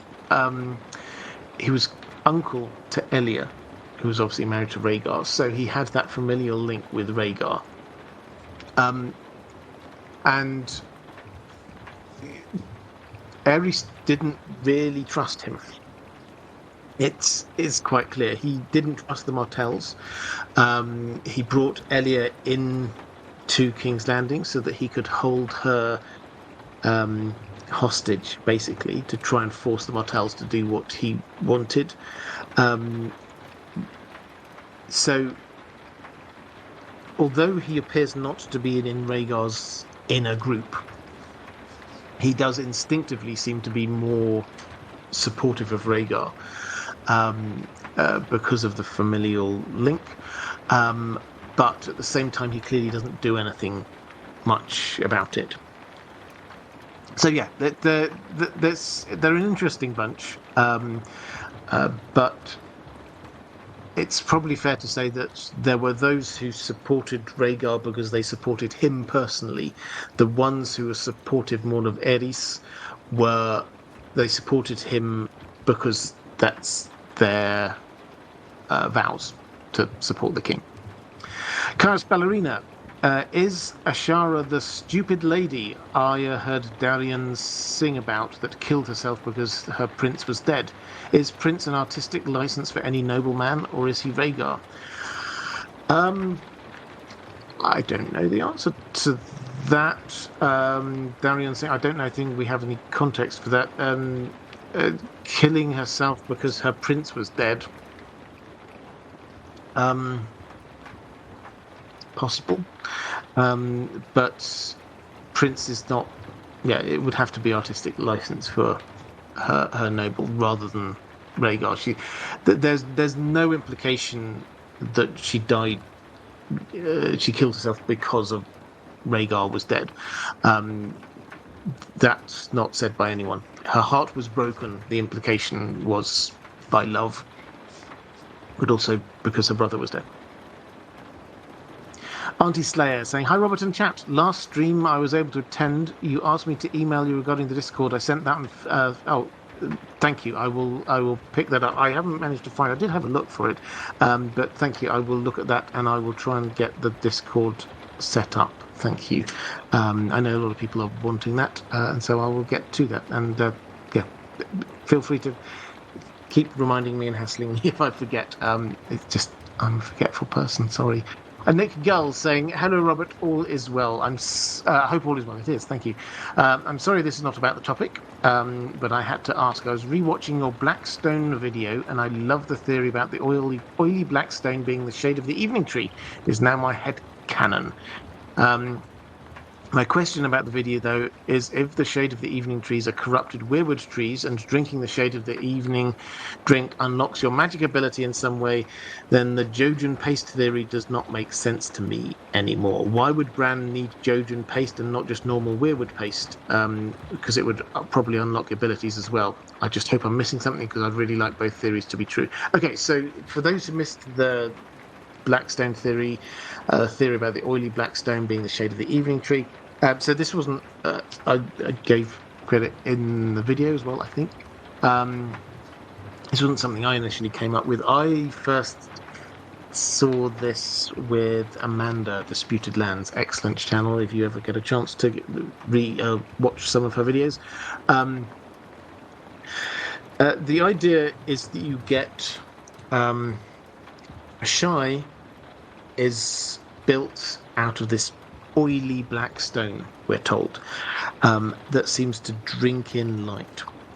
Now, that description echoes the shade of the evening. So Dany goes to the House of the Undying. She passes through this grove of trees, shade of the evening trees, which we're told kind of drink in light. So given the fact that shade of the evening trees are clearly some kind of, even if it's only thematic, opposite of weirwood trees with their black and blue compared to red and white colouring, that you get some kind of drink that comes from them that unlocks some kind of magical powers, sort of ability to see visions and the like. It's and the leaves look quite similar, so that they appear to be sort of a dark or distorted version of weirwood trees. There are plenty of theories about why that might be, but one thing we know about weirwoods is that if you chop them down, the weirwood tree sort of turns to stone, white stone.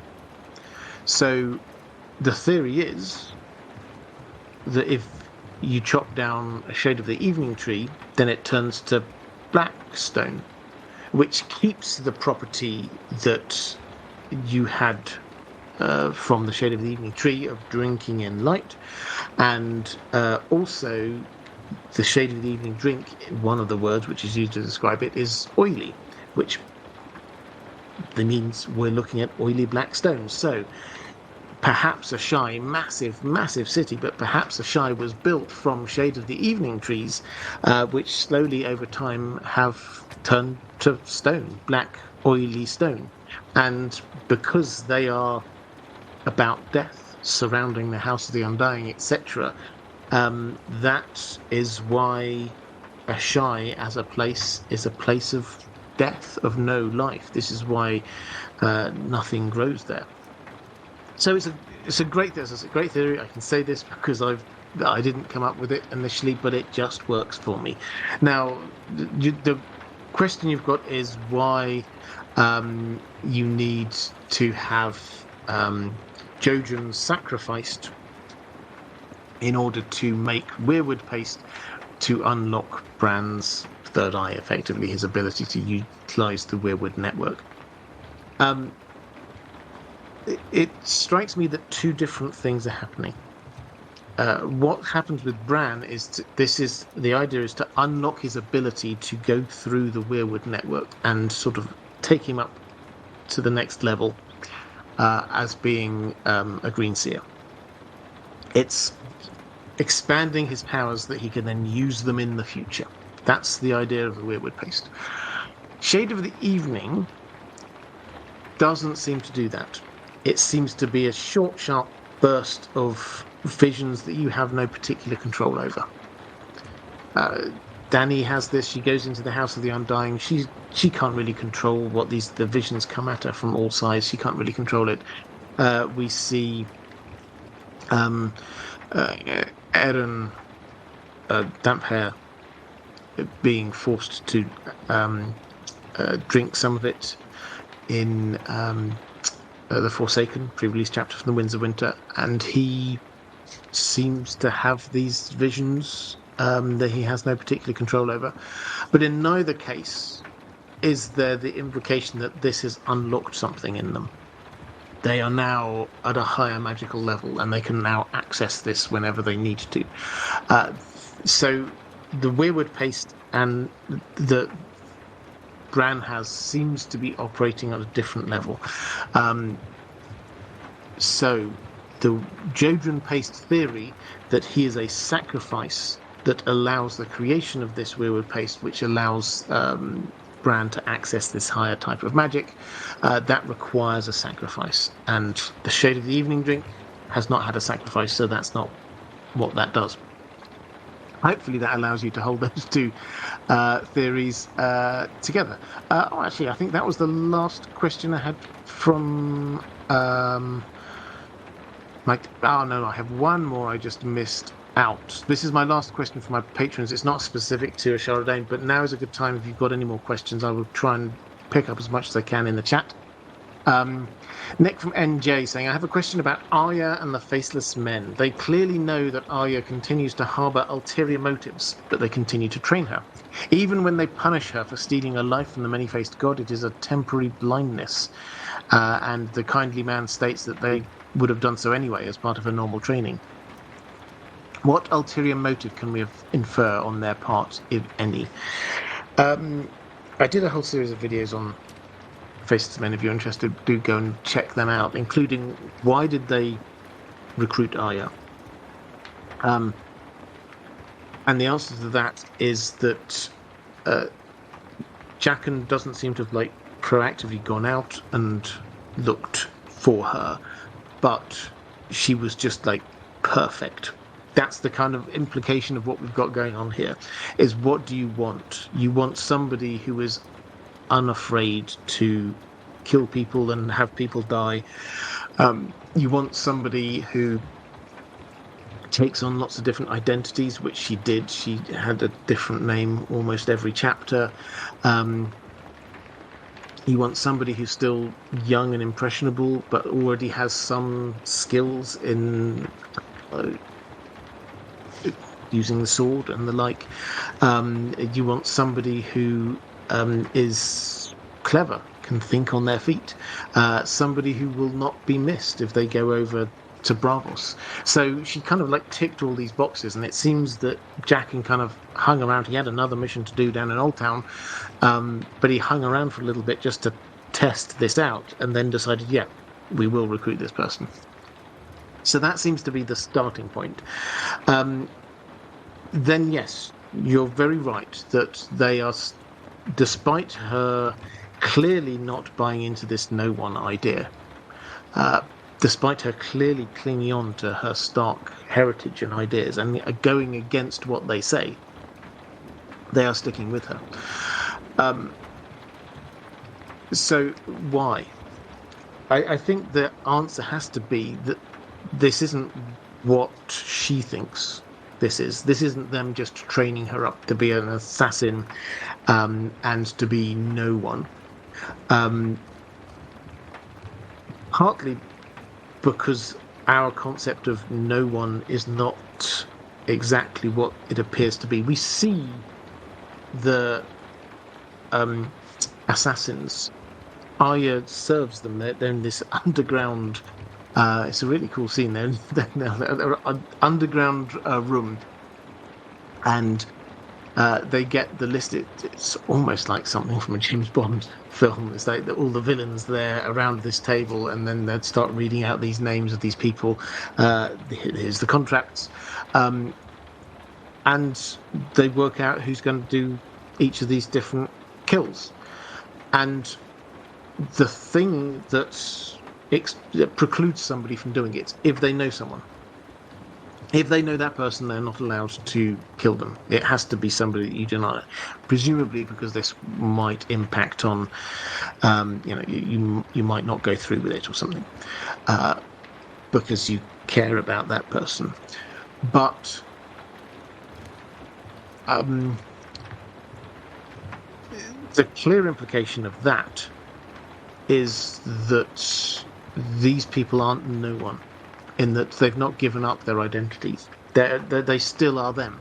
If they were truly no one, with no connections to anywhere, that conversation wouldn't happen, because nobody would be, none of those people would stick up their hand and say, well, I know this person, because it wouldn't matter.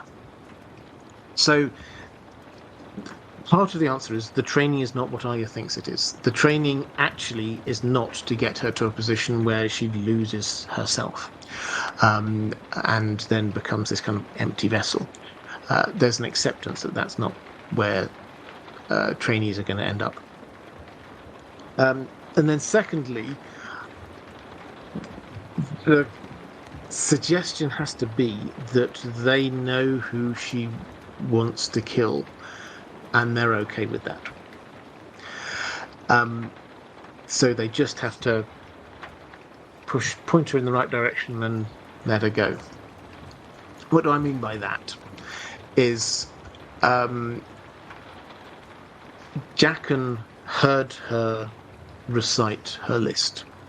They've heard her recite the list in the House of Black and White. They know who she wants to kill.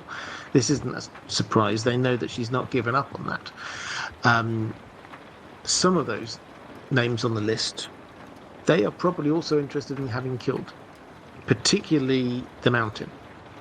The Mountain now, to them, will be a heresy. All men must die, unless you're the Mountain, who was prevented from dying, brought back from death in a way that we do not yet fully understand by Qyburn. Who is bankrolling this? Cersei. So these are people that they, as a religion, probably will very happily see dead.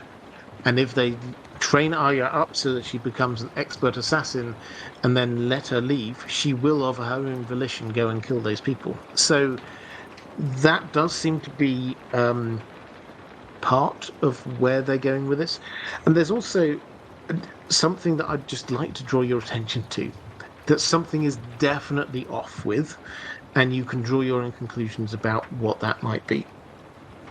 The Faceless Men have Arya there, who ostensibly they're trying to teach her not to be Starkish, to lose that, to forget about her kill list, to move on. They've seen how when she's faced with something that she feels she ought to intervene, she will do a kill of her own volition. What's their response to that? Well, it's to put her into a troupe of mummers who are performing a play about her time in King's Landing, featuring a character who is very probably Sansa, as far as we can tell, plus Joffrey and the King and Tyrion and these people that she actually knows about. So this is about her recent past, reminding her about her Stark ways. Their way of helping Arya not be tempted to go back to her Starkishness and murder people on her list is to be on that, is to be a part of a group of actors performing her past at a performance at which a member of her list is watching. That, whatever you might think, that is not just an oversight by the Faceless Men. This is deliberate in some way. They must have been aware of that, and they must have known what Arya was going to do. They've prompted her memory by making sure that she's acting out the terrible things that happened to her family, and then they're allowing her to see somebody that's on her kill list. It's only going to end one way. So my working assumption is that the Faceless Men are not there trying to train out her Starkishness out of her. They're telling her they are, but that's not actually what they're doing. They understand that that's never going to go. They are training her to be a killer, but they want to train her up and then point her in the right direction and just let her do it. That, I think, is what's going on. Right, let's have a look in the chat. Super sticker from Cheryl Baxter. Thank you very much indeed. I appreciate that. Nick Drum, thank you very much for saying that it was a good answer. I appreciated that. Carl Karsnock saying, the play's the thing wherein I'll catch the conscience of the king. Yeah, exactly. So this is the idea. This is Hamlet. For those who don't know, Hamlet stages a play with these travelling actors that he's putting in front of his uncle, who he thinks has killed his father, thinking that this is going to sort of prompt his uncle to give himself away. It's a bit like that. Right, let's have a quick flick through the chat. Carl Karsnock also saying, very Shakespearean of George R. Martin to have a play within a play about the events of the play. Yes, very much so. April May saying, what Jaqen is doing at the Citadel, is he gone rogue? I don't believe so. I think that this is... he's not on a contract to kill something. I think he's there on behalf of the Faceless Men, who are, we have to keep on reminding ourselves, not just a really cool bunch of assassins. This is a religion. This is a religion with a very clear set of beliefs that are being challenged across the entire world at that moment in time. They believe that everyone must die. And yet they look around the world and they see zombies north of the wall. They see zombies in King's Landing. They see people being brought back to life in the Riverlands. There's the House of the Undying going on. There's all around them. Death no longer is coming for all men. So they will be very keen to be doing something about that. Reflective Rambling, pick up a question for Justinarino. Why would Illyrio give Dany the dragon eggs if he is championing young Griff? Wouldn't they be better used making Fegon look real? Yes, but he may have more dragon eggs. Who knows?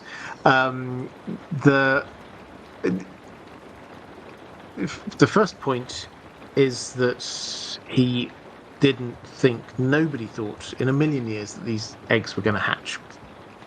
They were purely symbolic.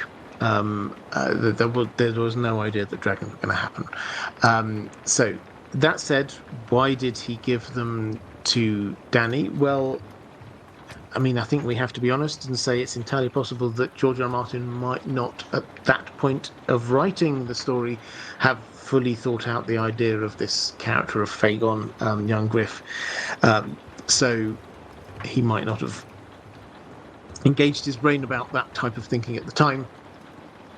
But more broadly speaking, if we do try and sort of think through this, the first plan was definitely for Dany to be involved in this. They were going to try and get the Viserys to attack with the Dothraki, so Dany would be coming across. If they couldn't at this point, young Griff was still too young at that point. He was probably 11, 12, too young to be at the head of an army. So they were almost certainly planning on introducing him slightly later on. Probably with a view to still marrying Daenerys. They knew what Viserys was like. They didn't want Viserys to be running the Seven Kingdoms.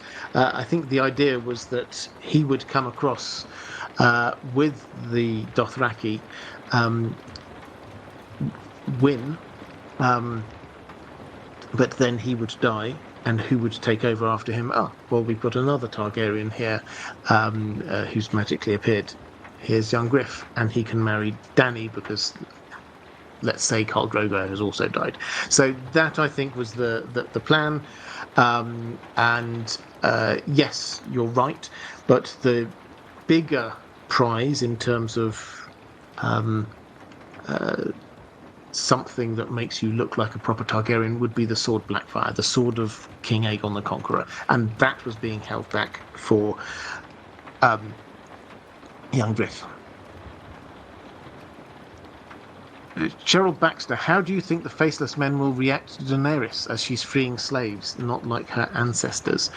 Yeah, I mean, so in Braavos, the first law of Braavos is no one shall be a slave. So the Braavosi are very much in favour of that.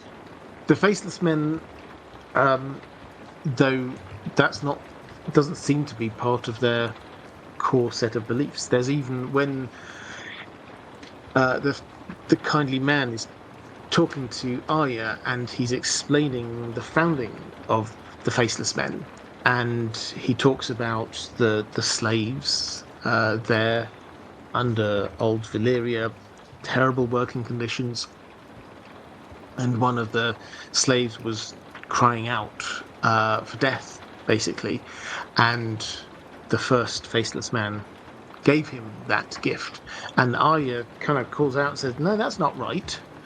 You should be killing the masters, not the slaves. And the kindly man sort of explains, yeah, that's in the future. They will be killed, but no, all men must die. And this was somebody who wanted. He was offering himself up for this. So it's not about who deserves it. And that, incidentally, with Arya is another one of the things that grates with the Faceless Men. What they're teaching her is that she's always there saying the people who die should deserve it, and they're saying it's not about who deserves it. Everyone must die. So yes, they might on one kind of moral level think Dany's good getting rid of slavery, but also that's not the main thing that their religion is about. Me. Okay, let's have a quick flick through. Andrew K saying Viserys could have been the initial claimant. They could easily topple. Yep, I think that was plan 1. They got onto it now, or at least plan 5 now, those two. I think with that, I will start to draw this to a close. If you like the idea of in deep sleep, I will put a link to that somewhere in the middle here. That's where the audio from all of these live streams, I'm just cutting that and putting that over some kind of soothing image, a little bit of sort of crackling fire, that kind of thing. The idea is that when I stop talking, then the noise and the nice image will just stay there, and you can just drift off to sleep. You may well have drifted off to sleep before this point, but that can just sort of carry on through the night for you. So that's the idea. If you're interested in that, do go and check out In Deep Sleep.